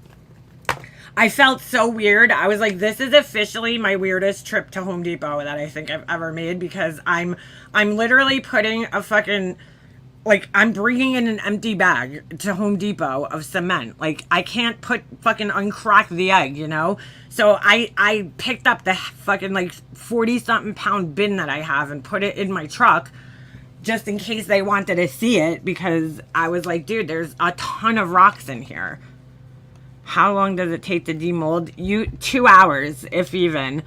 2 hours. It depends on where you live and like the minerals and shit in your water. But here, and the weather and everything, but here, because, our water, it's about 2 hours until like demold something, which is great. But it depending on what it is, there's times that I will wait a little bit longer to demold something, just because if it's something that's delicate, like the feather trays, and they have, you know, I'll wait like 24 hours to demold it. But with like things like this, you could demold it in like 2 hours. But there's other things that like you just want it to like fully cure before you take it. Not fully, I mean, because it takes like days to fully cure, but you want to at least get it to the point where it's like pretty hardened. And you could tell if you've been doing it for a while, you could tell that, like, because I sand things, so when I first take it out of the mold, it's a lot easier to sand than later on sanding it, waiting like a week to sand it. So, you know, there's still water that's evaporating. Even though it's cured, there's still water in it that takes time to evaporate. Like if you wait it on the first day, you know, and then 3 days later, you'll notice a difference in the weight. Even though it's cured, it's still going to be releasing water out of it. And it's going to actually weigh less than a few days. So, but yeah, it's, you know, I just never seen this before. It was pretty fucking weird. But I guess when you're constantly buying the same thing over and over and over again, like eventually you're going to notice some imperfections. I was watching this lady the other day, and she was explaining, I don't know if you guys know who Erin Parsons is, but she's like, I think is it Parsons or Pearsons? I always forgot. She's a makeup artist. And she had this old MAC lipstick from like the 90s, and she's showing the new one, and she's like, the colors are completely different. So this lady does this video, and she's explaining why the colors are different. And I'm like, that's like, if you go in the store right now, okay, and you pick up 2 shades of the same foundation, like just take one from the front and one from the back, you're going to see a slight variation in the color, because there's always room for like human error, right? Like even though things are made by machines, humans are still involved in the process, like dumping the ingredients in. So there's always going to be slight variations in things. It's just the way that it is. Even if you get paint, anything that you buy is never going to be like 100% perfect. Even if it's machine made, it's never going to be 1,000% perfect, because there's always a little bit of room for human error. So like whatever happened to that batch, something happened to that batch. I don't know what, because I don't really know much about the process of making, you know, cement. I guess they have to like crush it and go through this whole thing and turn it into a powder, and they have to add things, that bonding agents that react with the water and everything that you add in. So I'm not really sure. I think it's sort of vintage makeup comparison. Yeah. There's this girl, I don't know, she does like a lot of like, I guess she worked in the business industry. What did she say? She's a lipstick lesbian. Her and her wife have a channel, and they do like a lot of makeup things where she explains like the business end of like makeup and why things are the way they are, which is, it's pretty interesting. But yeah, things are always, nothing's perfect. Nothing. Even in machined, you know, mass-produced settings, it's still not perfect. Yes, nail polish the same way. If you go to, you know, pick up a bottle of SE nail polish, you could look at 2 bottles of the same color and see variations. I've seen it bad at times. I've looked at 2 bottles of, you know, that I own the same foundations or lipsticks even, and been like, holy shit, the colors don't even look close to the same, you know. Plus certain ingredients will oxidize over time. Things change obviously over time once they're exposed to air and all the other shit. So it's pretty interesting. There's some reason my perfumes from the 60s and 70s smell different. Laws change on what they could use to formulate perfume makeup to protect animals. Yeah, that's very true. You collect perfumes. I have another friend who collects old perfume bottles. I agree. Perfume was definitely better in the 90s. I think nowadays, yeah, there's a big difference. There is. I feel like it lasted a lot longer. I feel like a lot of the perfumes that you used to use back in the day, I feel like when you sprayed them on you, they lasted. I feel like newer perfumes have a lot of alcohol in them, and they evaporate, and then like the smell goes with it. It was the civet. What's civet? Even bakery items, breads, and such a store. Yeah, they're right. There's nothing's ever gonna look exactly the same. which is the whole thing for, you know, Laura lying about it. Like, Laura, you did not take all those pictures. They would never look exactly the same like that, dude. Ever. Ever. Ever. The paints now are so expensive, and the kids, you could use air dry and find old dolls to work on. What do you mean the paints? What kind of paints? Yeah, you don't have the same scent throw anymore. There was whale barf. Yeah, what was it called? Baleen? No. What was it called? They used to use whale puke, basically. Who discovered that shit? Do you guys ever wonder, like, who discovers these things? Like, I really do wonder to myself sometimes, like, how the fuck? Like, all right, for instance, doing all this jewelry stuff, right? Like, there's a process. If you wanna put two pieces of metal together, you have to clean the metal, and then you put this stuff called flux on them. It's like a white paste. It comes in a couple of different forms. The one I have is like a white paste almost, right? You paint that on. Then you drop a piece of solder on it, and then you got to heat that up, and then eventually the solder melts and basically like bonds to the two pieces of metal, and that's how it sticks together, right? But I'm like, who the fuck discovered this? Like, you know what I'm saying? Like the flux, and then like, I don't know. It's just like, when you really sit and think about like things, sometimes you're just like, I don't know. I don't know if anybody else is like this, but I'm just like, like I'll be doing something and I'm like, who the fuck thought of this? Like, you know, like how did this happen? Who discovered flux, that you need flux? Like, because I was like trying to ask my husband, I'm like, what is flux? I don't understand what it does. And he explained it to me. It cleans the metal. So I'm like, okay.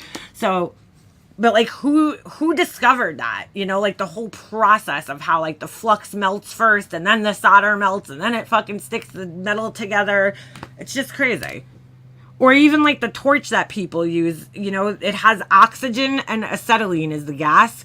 And, you know, that's not the one I have. I have a butane torch for now. Maybe one day I'll get an acetylene, you know, oxygen setup, which is what real, like, you know, jewelers use.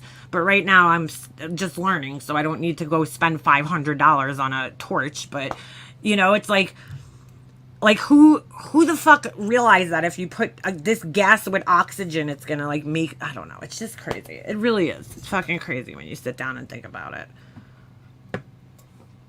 This civet is excretions from civet cats. Oh, get out of here. For perfume they use that? Oh, shit. That's the name of it. Who just said it? Yes. Ambergris? I don't know. So we were having a discussion this morning about Penisgate. I think because Laura was, I'm sorry, JP went over the live that Laura did, that she was talking about this guy's wang that was supposedly showed. And I have an honest question here. And this might make some people mad at me, and that's fine. But if you thought that it was a penis, why would you be showing it on your live stream? See, like, I don't think that it was. I think that is a glitch, okay, where something obviously went in front of the camera. And I don't know if you guys don't know what I'm talking about. I'll show you my video so you kind of understand what I'm saying here. Because you're probably like, Leanna, why did you just go from talking about fucking perfume to penises? My shit happens here. That's why my channel is fucking garbage, okay? Hold on. I'll show you guys the video that I posted yesterday, and you'll understand, because I don't know if everybody saw it, so they might be like, what the fuck, Leanna, what are you talking about? All right, hold on. Let me play this. All right.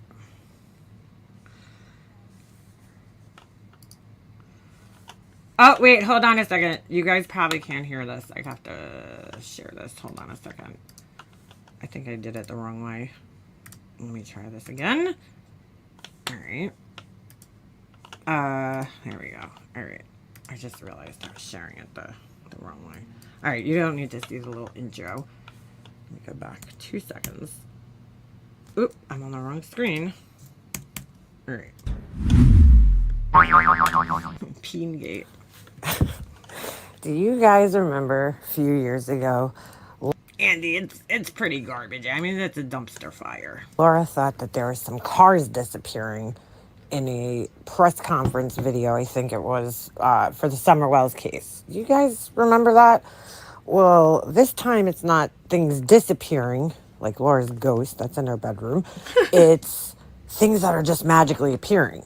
And she can't. Yeah, she did do a live about it and showed it. That's what this is from, I believe. So, like, if you thought it was somebody's Wang, why are you playing it? Figure out why that is or what's going on. So I was literally just went in my Discord and I saw people talking about her live. So I go in there and I rewind back and just stop at, like, I don't know, what I thought was about 20 minutes in. And this is what I landed on. This is so funny. Causing grief for Seth. That's it right there. This is what this whole community is losing their fucking mind about. Right here. Okay, so in case you didn't notice what just happened. I mean, I can't tell what it is, but does it look phallic in nature? Yeah, because, and I'll tell you why. Jenny, right here. Well, it's going to zoom in. Hold on. Oh, I'll show you. Okay, so pay attention to the box that has the Sebastian Rogers right here. Graphic in it. Thank you, KB. I appreciate that. Thank you. I appreciate the $4.99. On the top. Thank you. Up left. But it's kind of dumpster. You know, I can stay professional and I can... if you didn't catch that, here it is a little bigger. You know, I can stay professional and I can... All right, let me explain this. Now that I just showed it bigger, hold on. Let me see if I can catch it because I kind of did that really quick. It looks to me, now that I'm looking at it on my bigger screen. Here it is a little bigger. You know, I can... Hold on. It looks to me like a person, I don't know what it is, you know, maybe their arm. It could be literally anything. When the shape like this, okay, yes, it does look... You see where the heart goes right there? I didn't even notice this on my phone because it was so small. This could literally be his face. It could be anything. Anything. But I think because the heart, there's a heart right here. Jenny, it says Jenny Heart. Okay? It's making it look, and all right, yes, this little rounded piece right here. But it's in front of a green screen, and like you guys remember, Betty uses it, Laura uses it, where they put this stupid background behind them. What it's called is chroma keying, and like it glitches out all the time because it's not a green screen. There's no green screen back there, so it's basically the computer or phone or whatever trying to figure out what's in the foreground and decipher what's in the foreground and what's in the background, right? So that's why you get that glitchiness, because it's looking for certain, you know, pixels and colors and shit like that. So sometimes somebody's hair or part of their head might disappear because, you know, the computer's trying to process everything, the movement and everything like that to keep the background on. So these things glitch out all the time. Even the green screen, even if you have a full green screen behind you, it's still going to glitch out a little bit, but I think it's a lot better, which is why I think like when Rel uses the quote green screen,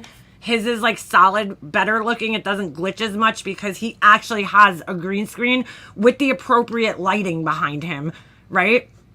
Because if you just throw a green screen up and you don't light it evenly, you're going to have like different variations of green on it, and it's not going to work as good.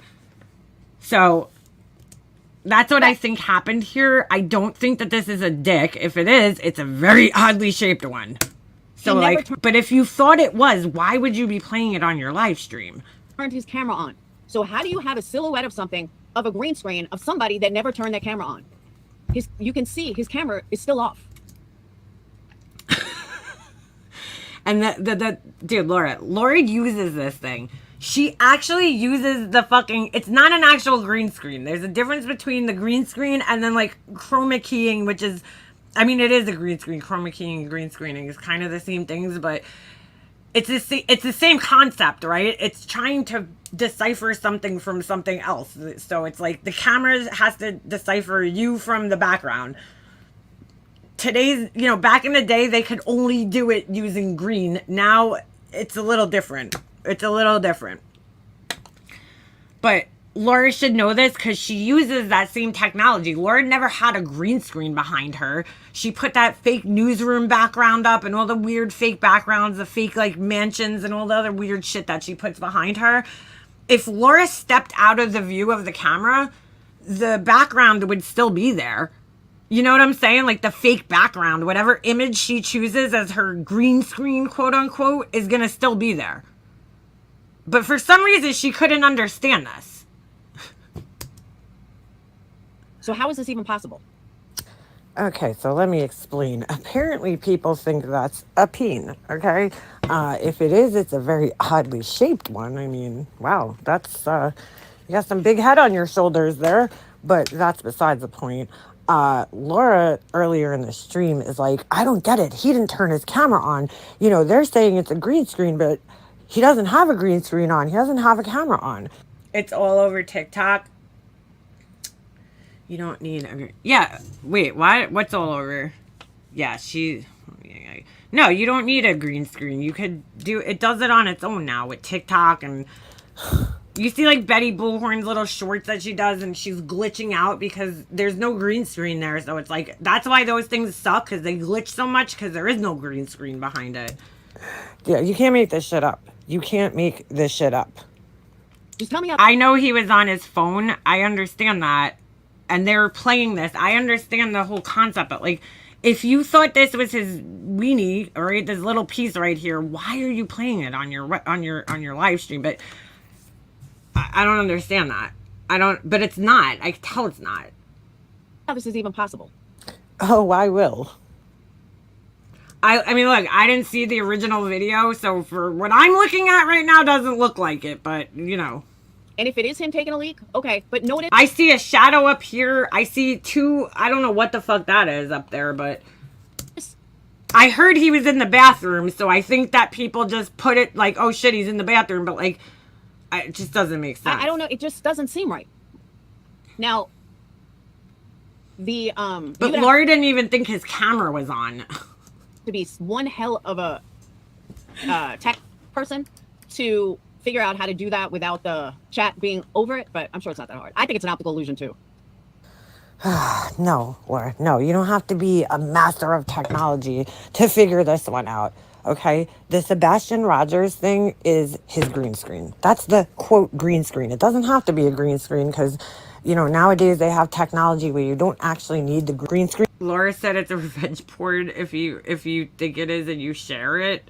Okay. It's called, called chroma keying, and it cuts out the background automatically. It senses what's in the foreground, and it, you know, it by itself cuts out the background and puts another picture there. So what happened... Honestly, now that I'm looking at this, it looks like it's part of like his face that cut in, and there's like, I don't know, maybe that's his eye over here, and then I see like a lighting source coming from above. I can see the same skin color here as here. It looks like a cheek, maybe.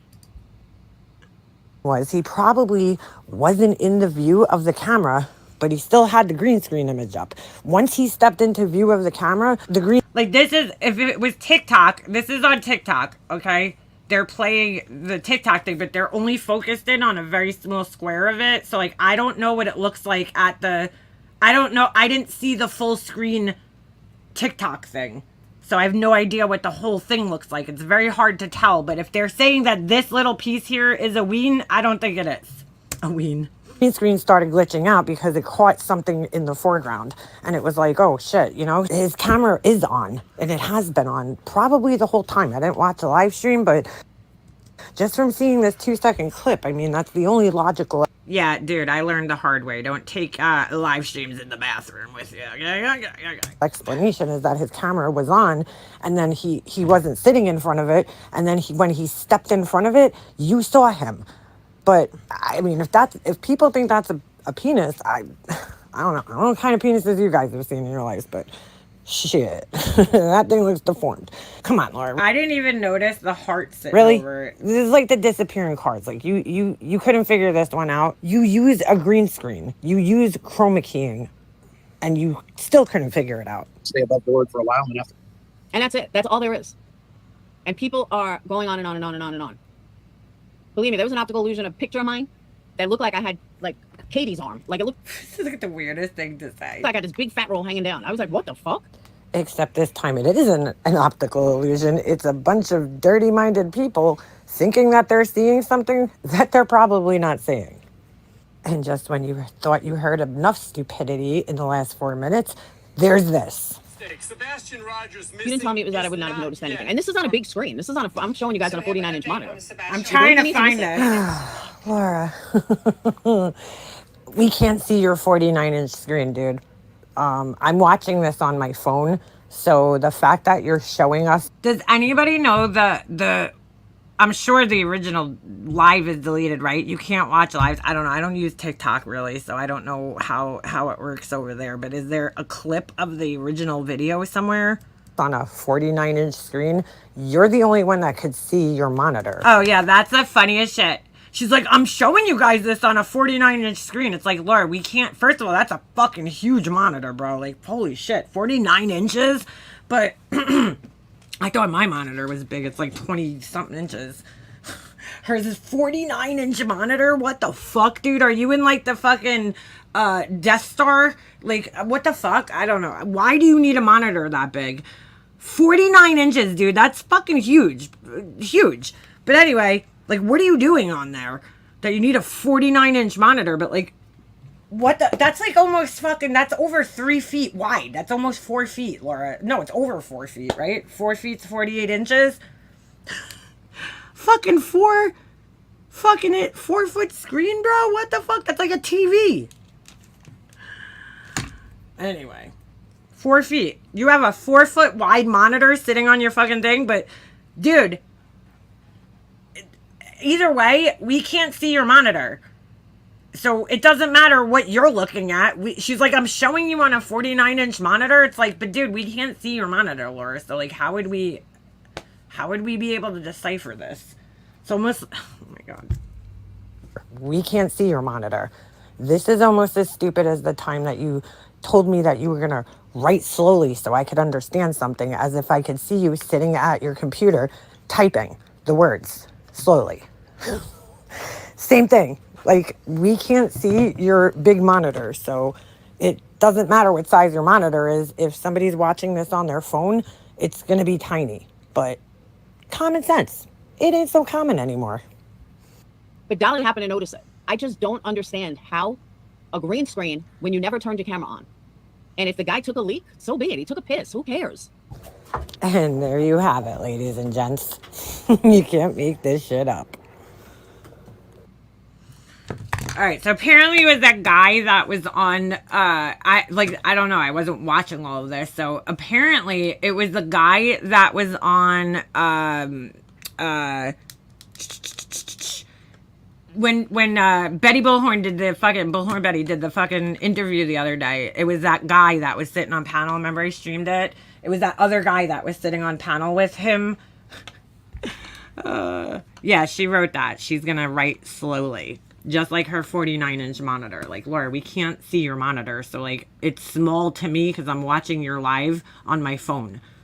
But now that I'm seeing it on my 22-something inch monitor, whatever the fuck it is, 20-something inch monitor, I still don't think it's a wiener. I just don't. Because it looks to me like part of the face. Now, JP was explaining to me this morning because I was asking her questions about it because I didn't see the original video, that you could zoom in and out on, you know, on TikTok when you have the green screen up. And she actually made a video and did like an example with her hand. And I'm like, and her hand's glitching out her hand was glitching out while she was showing me. So I'm like, well, there you go. And her theory was that he put it up on like the urinal or something. But I'm like, I still can't make sense of it because I'm like, his like ween would have to be like right up next to the screen if that was it. And I just don't, I think it's like part of something, obviously.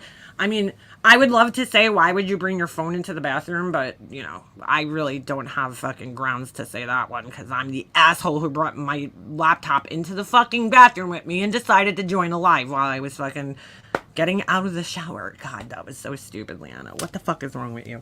So, you know what I'm saying? I can't really say anything. I can't really say, why did he bring it in the bathroom? I mean, but if you knew you were going to pee, why, and you were already live, why would you do that while you're live? But then again, MGL took a dump on live stream several times. Like, I was not, oh my God, that was so bad. Fucking stupid asshole that I am. Jesus. That was just bad. That was just bad. Bad, bad, bad. But it is what it is. It is what it is. Did you? I love you forever. Who, me? Yeah. Oh my god, dude. That was terrible. Terrible. Terrible moment in YouTube for me. Like, what the fuck is wrong with me? Bro, that was like the most, I can't explain, like, when something like that happens. I don't really get embarrassed easily. I just don't. I've always kind of been like that, like, my whole life. Like, I just don't really, like, get embarrassed, you know? I mean, I can't really think of, like, I don't know, people will be like, oh, what was your most embarrassing moment? That probably was one of them, but, like, I don't know. I guess I didn't get that embarrassed by it because I'm just like, whatever. But yeah, I guess I am. I mean, that is pretty embarrassing, but like, I don't know what I was thinking. Like, I really don't. I know I was joining Laura. I was listening to Laura. I was done with my shower. I put my towel on and I'm like, you know, my hair was wet and I think it like dripped on and my mouse tracker on my laptop started just glitching the fuck out. And I couldn't see what everybody else was seeing. So I had no idea that the camera even turned on. Because I joined through, like, Laura's Zoom thing. She had a Zoom link. And for some reason, I couldn't see that my camera was on. It was, like, I don't know. I forget it, you know, exactly what happened now. Because it was so long. It was, like, how many years ago. But, like, it was, like, you had to go. I don't even know how Laura does it. I don't know how she sets it up where it's, like, you join a live stream from Zoom. I have no idea how you would even do that. But a lot of people were blaming her that she, like, purposely did it. I don't think she did. I think she just... I had told her that I was taking a shower like an hour before the live even happened. So I like, excuse me, we were on the phone and I was like, I'm, you know, taking a shower. So we got off the phone. So like, she didn't know that it took me like a half hour to actually get into the shower or whatever it was, you know, she didn't know that. For all she knew, I could have hung up with her and been like, I'm getting in right then, you know, like she didn't know. She wouldn't have known. It was an accident. Like, I think that my hair was wet and I know it dripped on my laptop and I like probably went to wipe it off and it turned the screen on. I really don't know how it happened, but I do know it was glitching out because like my thing wouldn't move. I was trying to like, you know, move it and it wouldn't move because I think it got wet. It's a touchpad. And so yeah, that sucked. That sucked. But shit happens. Sorry, I'm trying to light my candle. So if you hear that, it's a flame because I don't have a regular lighter for some reason.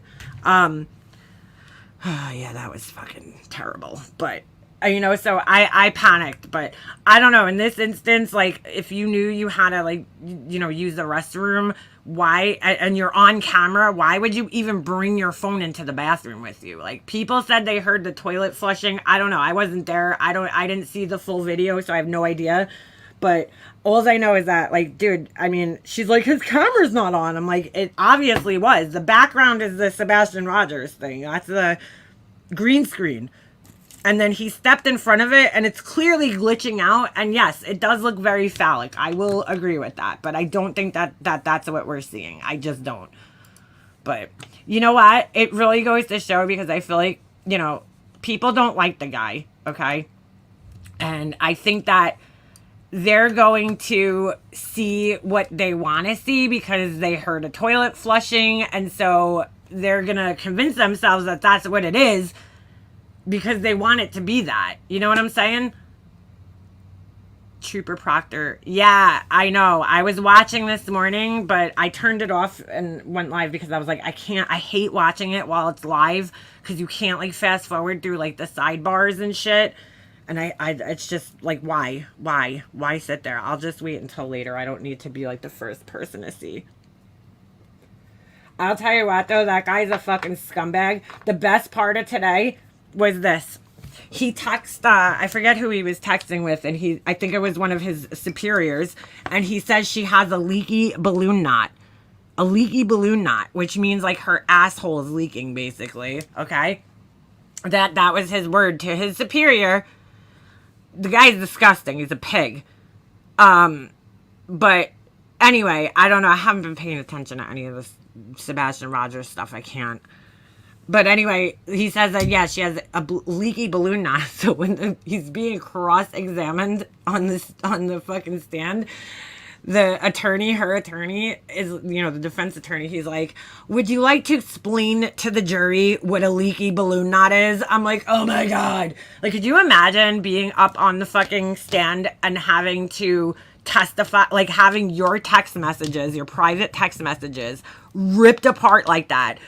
Not only is that embarrassing to be in a room filled with people and everybody in that room is watching you, but this is a nationally televised fucking court case. So now it's not just the people in the room that you gotta be embarrassed in front of. It's everybody who's watching, the millions of people that are fucking watching this shit.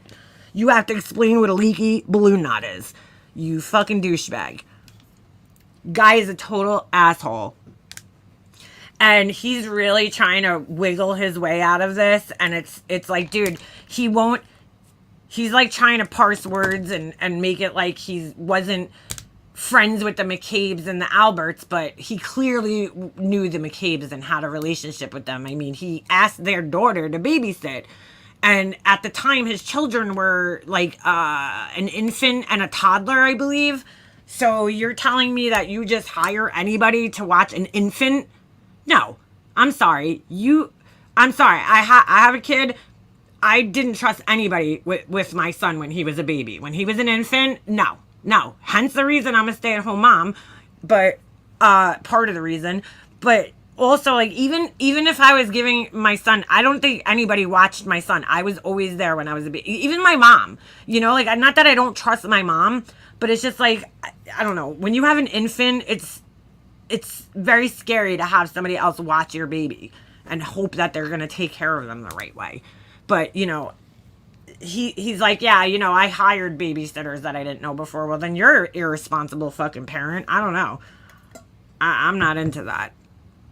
Yeah, leaky balloon knot. Now, my question is, how did he know about her Crohn's disease and all this other shit that he had? I don't know. I did not trust anyone. Also didn't bring men around my kid. No one was allowed to correct my kid either. Yeah, I wouldn't. I was not into like leaving my kid with strangers. I still am not. I still wouldn't do it. And he's 11. You know what I'm saying? But especially at a time where my kid couldn't talk, you know, and tell me if something happened. No way. No fucking way. But like babies are so... I wouldn't trust a teenager. I told you guys this story that when I first met my brother's wife, she was offering up her fucking 11-year-old daughter to watch my then, 6-month-old son. And I was like, no, I would never, even if I knew her for fucking her whole life, I still wouldn't let an 11-year-old babysit an infant. Like, what the fuck are you talking about? I was like, no, sorry. I don't want your 11-year-old daughter, who's a child herself, watching a baby. Like, no child or teenager has any business taking care of a fucking baby. I'm sorry. No way. I think back, because me and my friends, when we were in like 6th grade, we started this like almost like the Babysitters Club, because that was like, you guys remember that book series that was popular back in that time in the 80s? We started one. We made flyers. Our friend's dad was a graphic designer, and he made flyers for us, you know, and he brought them home. And we went around and we put all the flyers in mailbox. I think I told you guys this story, the porno people that we babysat for. But, like, I couldn't even believe, like, looking back now, I can't believe, because we were maybe, like, 12 at the time, right? Going on to 13. I couldn't believe that people actually called us, didn't know us from a fucking hole in the wall, and actually called us and had us babysit their kids.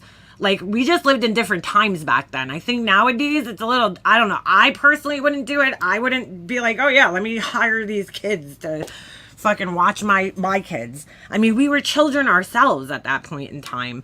Yeah, 11 years old is still a baby to me. I wouldn't leave my 11-year-old son with a fucking stranger at this point in time. Or even a 15-year-old. I don't know. I would want an adult around. Sorry. It's just, you know, this guy's trying to, you know, act like he just hired babysitters from like all over the place. Get the fuck out of here, dude. He's an asshole, that guy. And he's so, it's so hard to even believe the guy, because he's like, you know, he's apologizing because he has to, because he's being confronted with his behavior, but like clearly he's not sorry about it. I don't think he is. But I wouldn't look. I get that police, you know, they need an outlet. They're really not supposed to discuss active investigations, you know, that are going on, but I'm sure 99% of them do. They'll talk to their wife or their, you know, family members, whoever they're close with. But that's not really, for me, the issue. The issue is that he didn't disclose the fact that he was close with these people, and there was a huge conflict of interest there. You know, you're investigating a case where you know the people, not just know them. He's trying to deny there was a relationship, but it's like, dude, when your, you know, son, when the people's son is in the wedding party, okay, for people involved in the case, that's a little bit more than, or I'm sorry, his sister, that's a little more intimate of a relationship than just kind of knowing somebody, you know? But he's trying to deny it. There wasn't any. I'm sorry. He's a piece of shit, that guy. I hope he loses his job. I really do.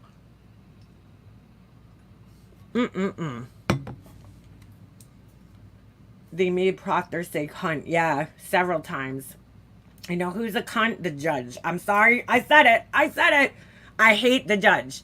First of all, every fucking objection she sustains. I was like, dude, like, why?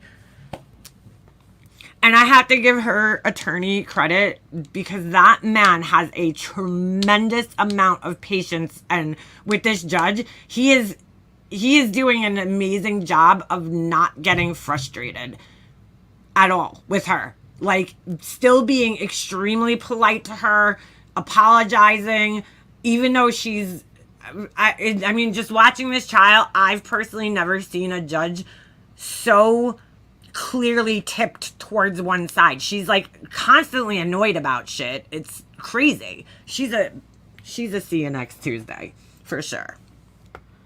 She's like clearly tipped by the defense. She's clearly, I don't know, to me she doesn't seem like she's unbiased. She seems like she's definitely tipped a little bit towards the prosecution in the case. It just seems that way. I mean, she sustains every objection that the guy makes. So, and she's very rude to the witnesses as well. She's like, you have to speak up or we're gonna have to turn the air conditioning off. It's like, oh shit. Yeah, she's been terrible. She's been absolutely horrible, the judge. I don't like her. I don't care for her. I just, yeah, no good. And I wouldn't be surprised if Karen Reed got convicted that there would be some issues on appeal concerning the judge, but I really just don't foresee a conviction happening. If a conviction happens, I'm going to have to assume people were fucking paid off at this point in time, because it's just like, dude, I mean, the prosecution, I don't know how they're even still fighting this case anymore. There's so much reasonable doubt. This at this point in time, you know, they're how many days into the trial, and like, how did this guy die? What was his cause of death? We haven't even gotten there yet, you know, which is insane to me. The Jodi Arias trial was a really long trial, and we saw the medical examiner in what? How many days in did we see the medical examiner and, you know, get his testimony? I mean, this is fucking insanity. Where's the ME? Where is he? Why don't we know how this guy died? I don't understand it. Crazy. Absolutely fucking crazy.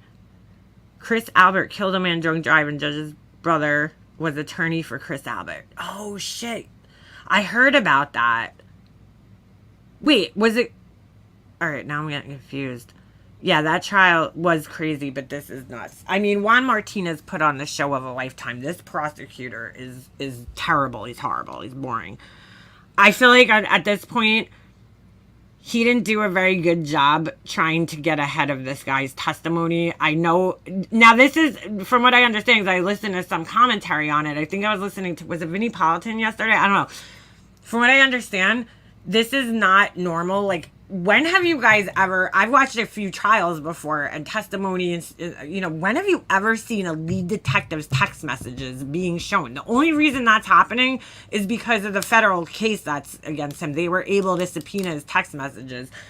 But when do you ever really see that happen? You don't see the police's, text messages in a case. I don't think I've ever seen that before. So it's pretty crazy. I mean, this is definitely something that's totally different. He was on a stand for a while in the Arias case. Juan Martinez was a pit bull. Yeah, he was. What do you mean that's not why? Why the text messages? There's an investigation because why? There's no need, right? They were able to have, from how it was explained, whoever it was that I was watching, however it was explained was that because it's open, because he's being investigated, his text messages are now part of like a case or whatever, and they were able to see him. Typically, they don't do that. They're not going to have, I'm probably not explaining it right. He used his personal phone for business. Yeah, but still though, how would they get that? They don't typically subpoena the fucking lead detective's phone. I've never seen that happen before. Ever. I have been watching since Lorena Bobbitt. What do you mean? Trials? It's not because of federal investigation. I don't know. Who the fuck is this? And what the fuck language is that, dude? What is that? Shilkov Bukharov Pavlov. Is that like Russian or something? What in the world are you talking about, dude? What the fuck is this? Okay. Did anyone see Chad Daybell mugshot? He's insane. No, but now I want to see it. Let's see. Hold on. I didn't watch that trial. I don't know. I just couldn't get into that whole case for some reason. Let's see. I mean, I know who it is, but I feel like the prophet. I mean, I know the story. I just like, oh, he's fucking disgusting, this guy. Ooh, he looks crazy. Is it this? 5 days ago? With the yellow jumpsuit on? What in the fuck? Yeah, I guess it is. It says new mugshot released. He looks nuts. He fucked up. He used his personal phone for police investigation business. Huh. Probably 2 more months. Jesus, dude. Alright, hold on a second. I think the movie had 14 likes in the yard. Alright. Yeah, he looks nuts. What the fuck? Oh, we can't see it because they're... Oh, fuck. I hate these websites, dude. Alright. Chad Daybell is now officially booked into an Idaho maximum Lord. Oh, my God. security institution. This is the Yeah, new mugshot of the so-called Doomsday Prophet. He was sentenced to death for the murder of his wife's 2 children and his previous wife. Daybell would be the 9th person to be killed under the death penalty in Idaho's history. Daybell has filed an appeal. Of course he did. He already filed? Holy shit. Well, I guess that's what they do, right? They only have a certain amount of time. The text messages were read because the lead detective was involved with the defendant. Wait, what? The text messages were read because the lead detective was involved with the defendant? How many people use the same phone for work and home? I don't know. Not many. Well, I mean, it depends, I guess, I suppose. I mean, those are his personal conversations with people. He wasn't talking... He was obviously talking about the cases, but it's his personal conversations with people, so... I've just never seen him... I've never seen him fucking have the lead investigators, anything ever fucking subpoenaed and brought into court as evidence, you know?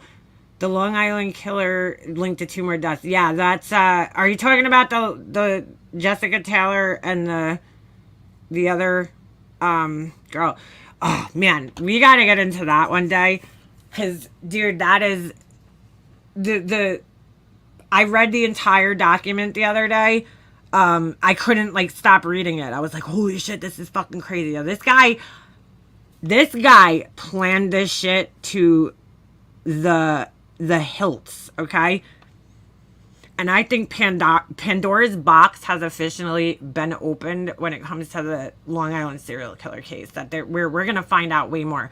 And what's really interesting about it is I read an article the other day. So there was this guy, John Bitteroff, who years ago was convicted in these 2 women's sex worker crimes. Women's bodies were found in one in Patchogue, I believe, and one in Manorville, maybe. Was it Manorville? Either way, both bodies had been found posed in the same exact position. And the way this guy got caught is crazy. His brother had gotten into some type of trouble and had to give a DNA sample for something, okay?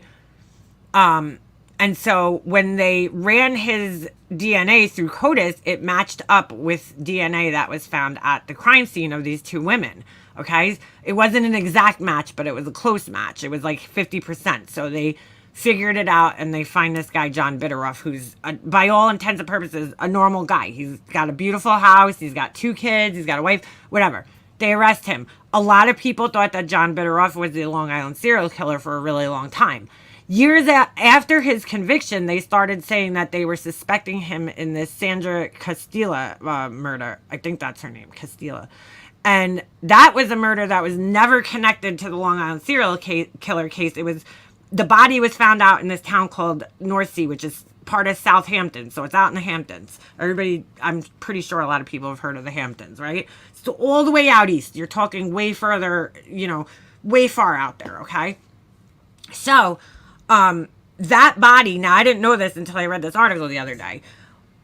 The reason that they thought John Bitteroff was the killer of Sandra Castile is because the body was found, again, in the same position as the other 2 bodies that he was convicted of. I did not know this. When those two women that he was convicted of murdering, those 2 women's bodies, his sperm was found on those women's bodies, okay? But those women were both sex workers, and his sperm was not the only sperm found on those 2 women when it was tested. The reason they thought it was him was because there was a larger density or volume of it, I shall say, right? So I guess the sample of, when they found his sample, there was more of it than the other samples that were found on those bodies that day. So now I'm questioning. Now wait, hold on. Before I even go there, here's other similarity. All 3 of these women were missing their right shoe, okay? And then they also had, there was wood shavings found next to all 3 of the bodies. And they were all posed in the same exact way, okay? So now I'm questioning if John Bitteroff is even the killer of those 2 women. Because how would Rex Heuermann... What's the chances that all 3 of those things happened at the crime scene? A shoe is missing, a right shoe or left shoe, whatever shoe it was. Sawdust, okay, basically, is found around the bodies. And they're all posed in the same way. So for the long time, the police thought that he was responsible for her murder. Now they have connected it to Rex Heuermann, Sandra Castilla. So, I mean, really, I think they need to look into these other 2, women's murders. It's really just kind of exposing that DNA is not always 100% foolproof because, yes, his DNA was found and he could have slept with the women that day or the day prior, because who knows if she showered overnight. You know what I'm saying? Either one of them. I mean, it is kind of strange that his, DNA was found on 2 women, but... and those 2 women just happen to end up being murdered, it's a little strange. But it's also a little strange that both women had their shoe missing and all these other things. So it's like, whoa. You know what I'm saying? Like, what's going on here? Now, was Rex Heuermann following these women around you know, and then seen that, okay, here, maybe I could set this guy up. Because if you look at this planning document, he had a planning document, Rex Heuermann, where this guy was meticulously planning these murders. He wasn't just doing this on the fly. He was, you know, that's what we learned this week, is that he was meticulously planning these murders to the point where, like, he was even planning to, knowing that the noise is going to come out. So think about that. Hang up sheets in the plastic sheets with thumbtacks, not tape. Okay, so he was meticulously planning these murders. It's not like he just was, you know, hiring prostitutes and strangling them. No, he was torturing, where he admits in the document that he tortures them. Okay, so he was planning, stalking, and torturing. And then he was even going as far as, you know, casing places. So he would go to see if there was cameras around in the area. So, like, this was planned to such a meticulous level. Each person was planned meticulously. So he stalked and then preyed on the victims and then tortured them. So sperm can live up to 72 hours in the body. I don't think it was found in the body, though. I think it was found on her, not in. So like, it didn't go in her. It was on the body, the person's. So that's the way they wrote it in the article, that it was found on her. So I'm assuming it wasn't found in her, if that makes sense. Because it doesn't always have to go. I highly doubt if you're a sex worker, you're going to let that go in you like that. The Black Dahlia killer would never truly know. Two things could be true. I don't know much about the Black Dahlia case, but I think it's just really interesting, because I didn't know those facts about his case, and now knowing that, it really does make you question whether he's guilty or not, or whether Rex Heuermann was maybe trying to set up other Johns, you know. Then that brings you to Shannon Gilbert. You know, was Rex Heuermann following these women to the point where, like, he knew what Johns other men they were, you know, visiting, so that he could, you know, somehow set it up to make it look like other Johns did this? Like, it's really, that's what I'm saying.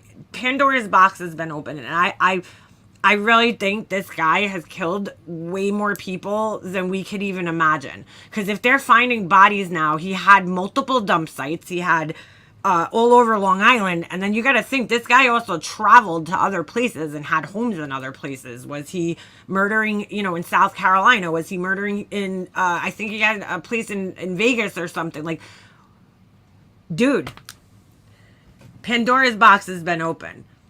It's been open. He was active since 1993, at least. And at that point in time, he was, what, in his 30s? Did he start earlier than that? Like in college in the early 80s? It's crazy. Crazy.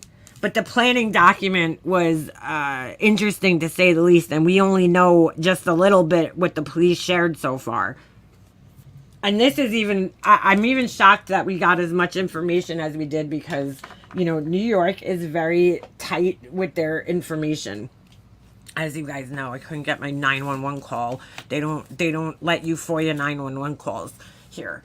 They're very, very tight with court, no cameras in the courtroom. I mean, when you watch the local news here, if there's a big trial going on, like for instance the Trump trial, we still see those stupid drawings, the courtroom drawings, because a lot of the times cameras aren't even allowed in the courtroom. But if they are, there's no video. So, yeah, it's pretty interesting. It'll be pretty interesting. Did you see all the equipment that they confiscated? Unbelievable. Dude, they took a lot of stuff. A lot. HVAC. What do you mean? So, yeah. Very interesting shit. I mean, to say the least. I can't wait to see what happens. I just got summons for jury duty, too. But I had to postpone it because it's literally, I'm like, out of the whole entire year that I'm home, the jury duties on the freaking day that I'm not going to be here. I'm going to be away that week. So, anyway, so, but yeah, I got summons for jury duty. So I had to postpone it. I would love to be on that jury, but I wouldn't qualify probably because I've been very, active in following the case. You could request 911 writing, must be before 6 months. They wouldn't give me anything, chick. I FOIA requested it and they wouldn't give it to me. So.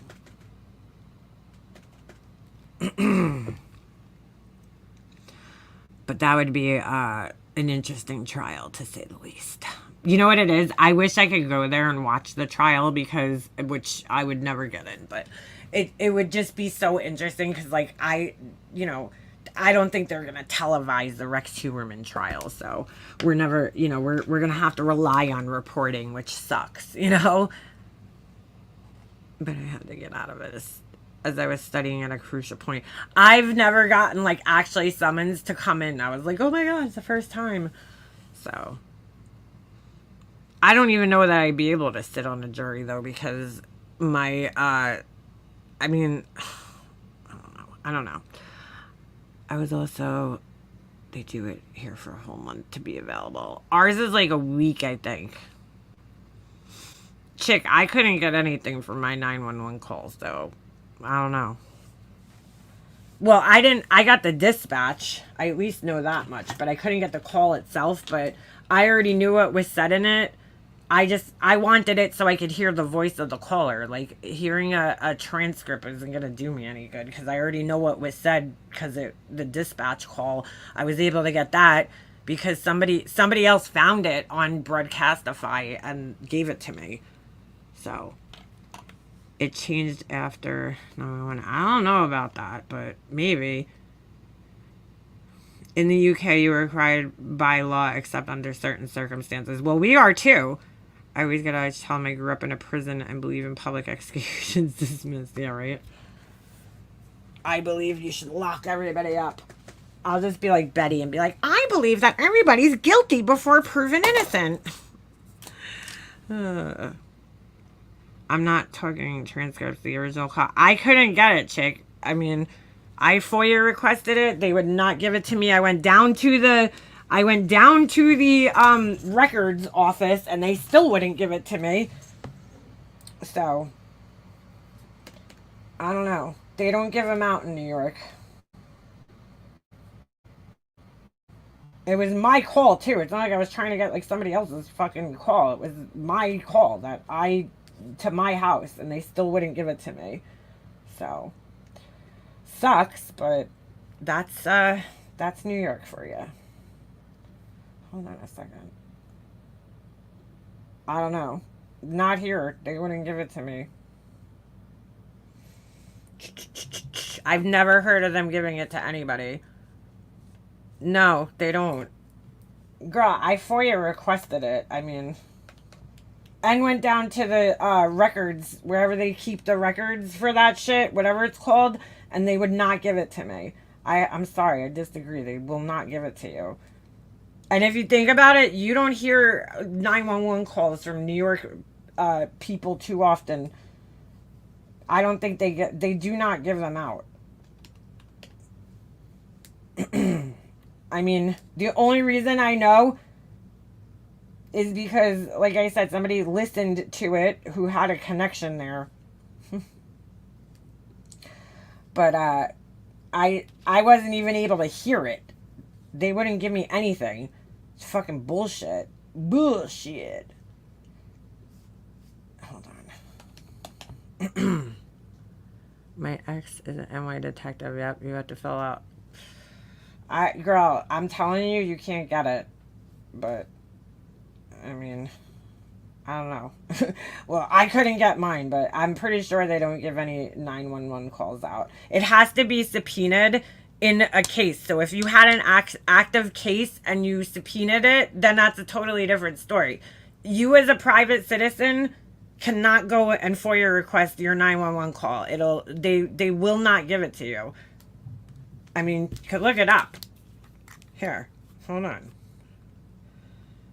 Can I get a copy of a 911 call in New York? Let's see. Kept this call not be here. Records in let's see. May be kept in a municipality.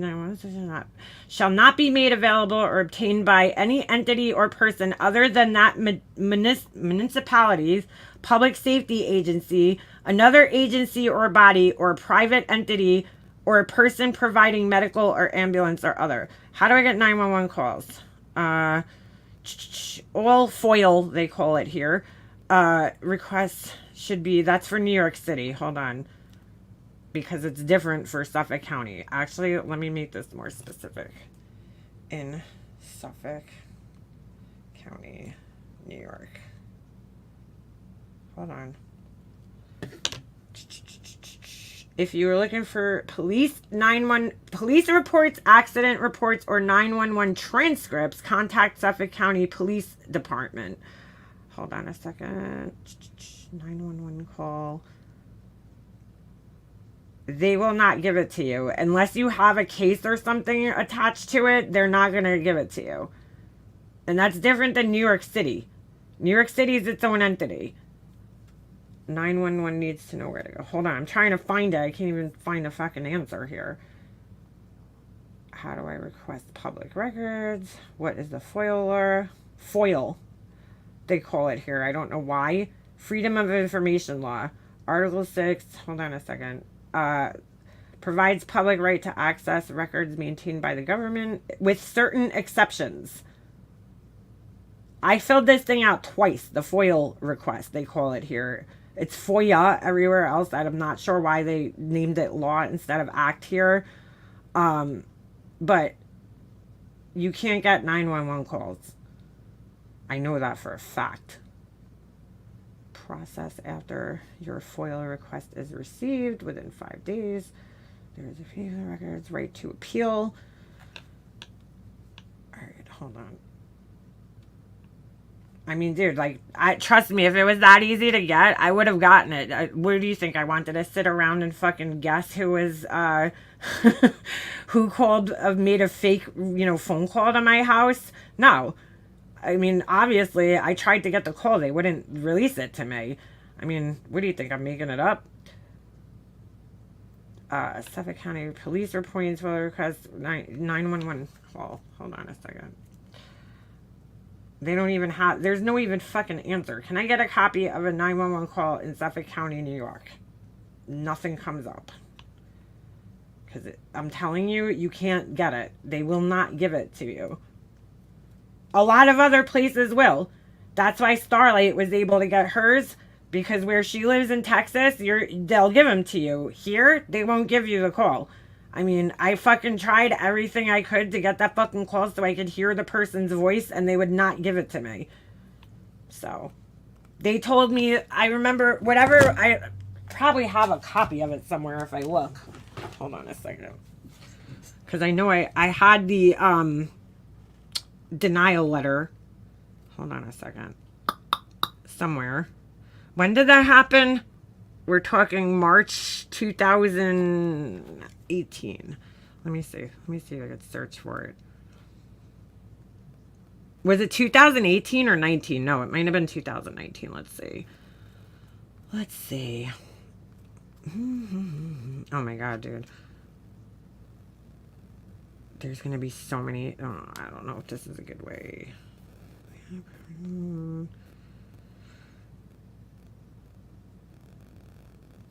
What? What is this? Oh, that's from my mom's estate. Because I'm pretty sure I would have a picture maybe somewhere. I mean, it's going to take me... Oh, here you go. Dear Mrs. Blank, we have received your FOIL request for 911 for a police response on March 29th, 2019. It is at present the policy of the Suffolk County Police Department to preserve the master tape for a period of 5 years. Therefore, the tapes for March 29, 2019 are not scheduled to be recycled until the corresponding date in the year 2024, which is past at this point in time. Wow, that's crazy. Upon request, radio transmissions, car-to-car communications are available for audio duplication. However, calls to the enhanced 911 system are not available under the Freedom of Information Law. See New York State County Law Section 3084.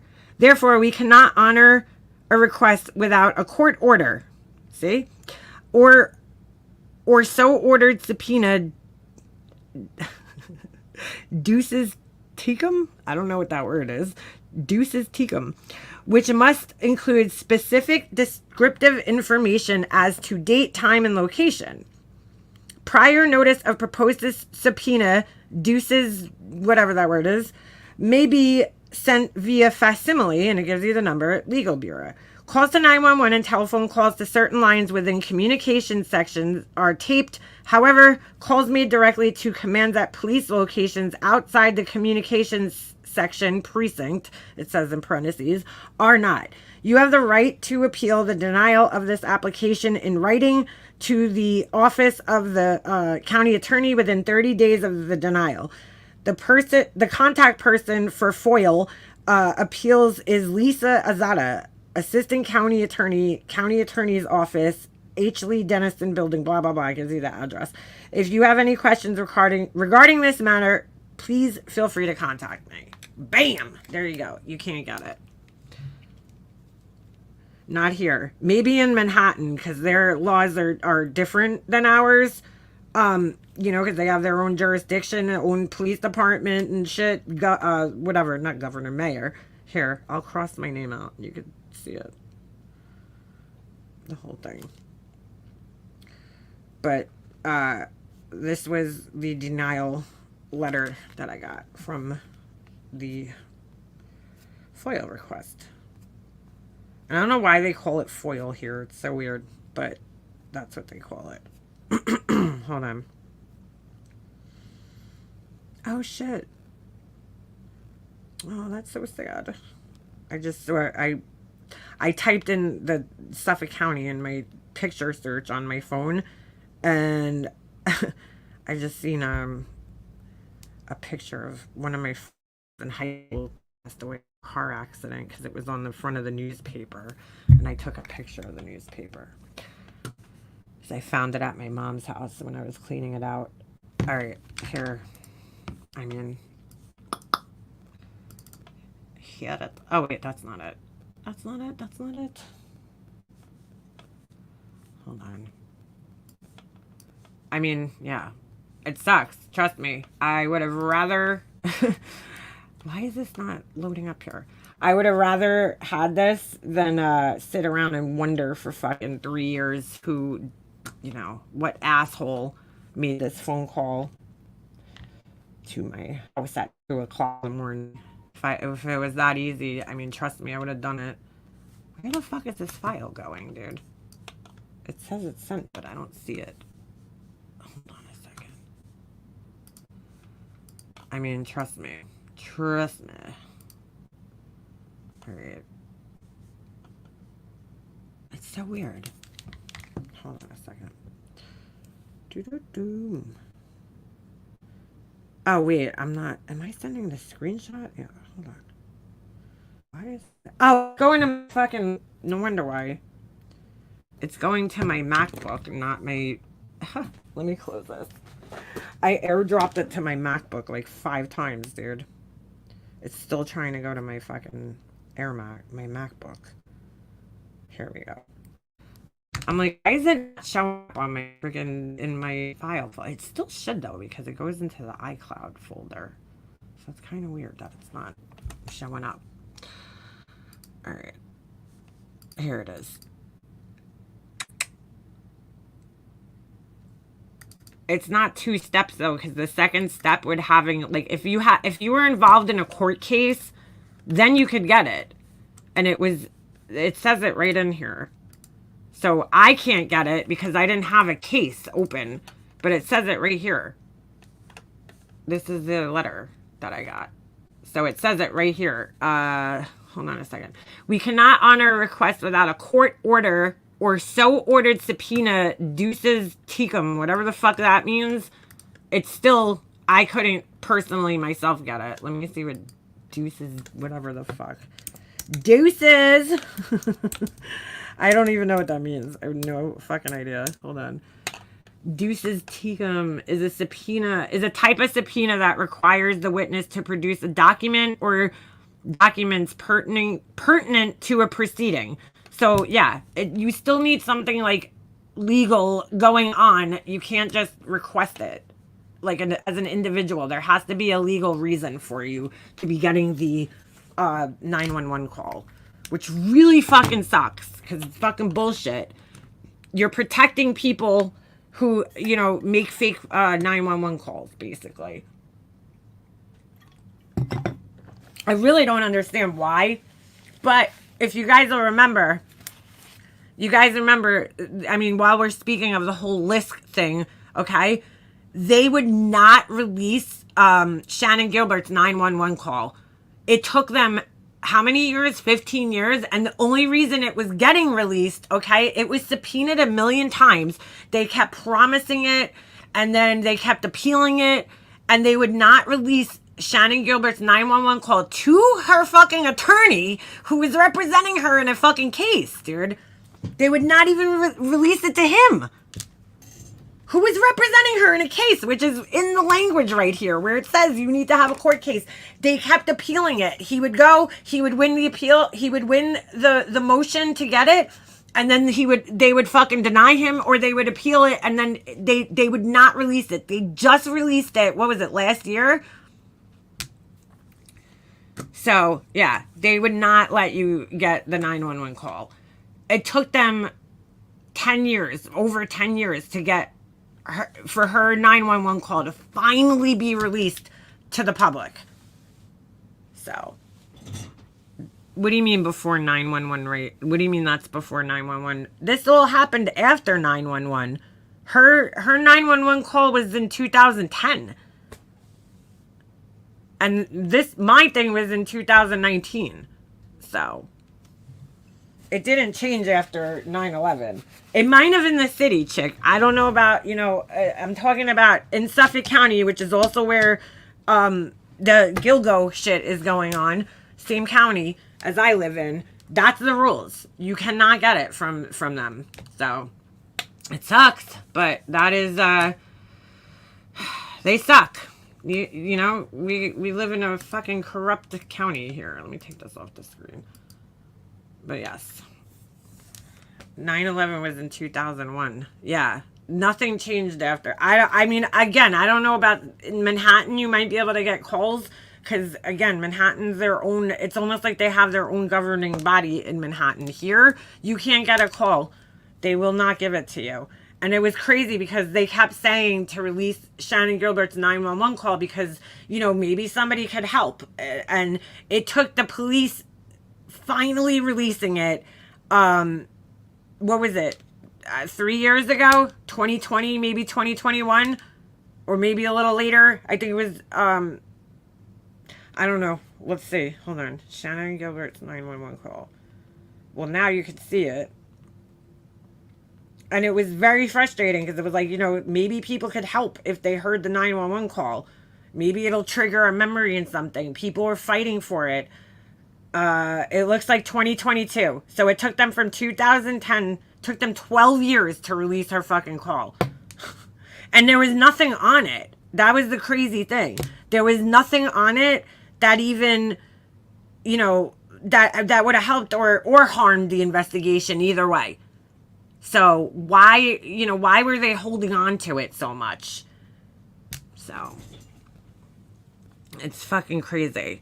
Absolutely crazy.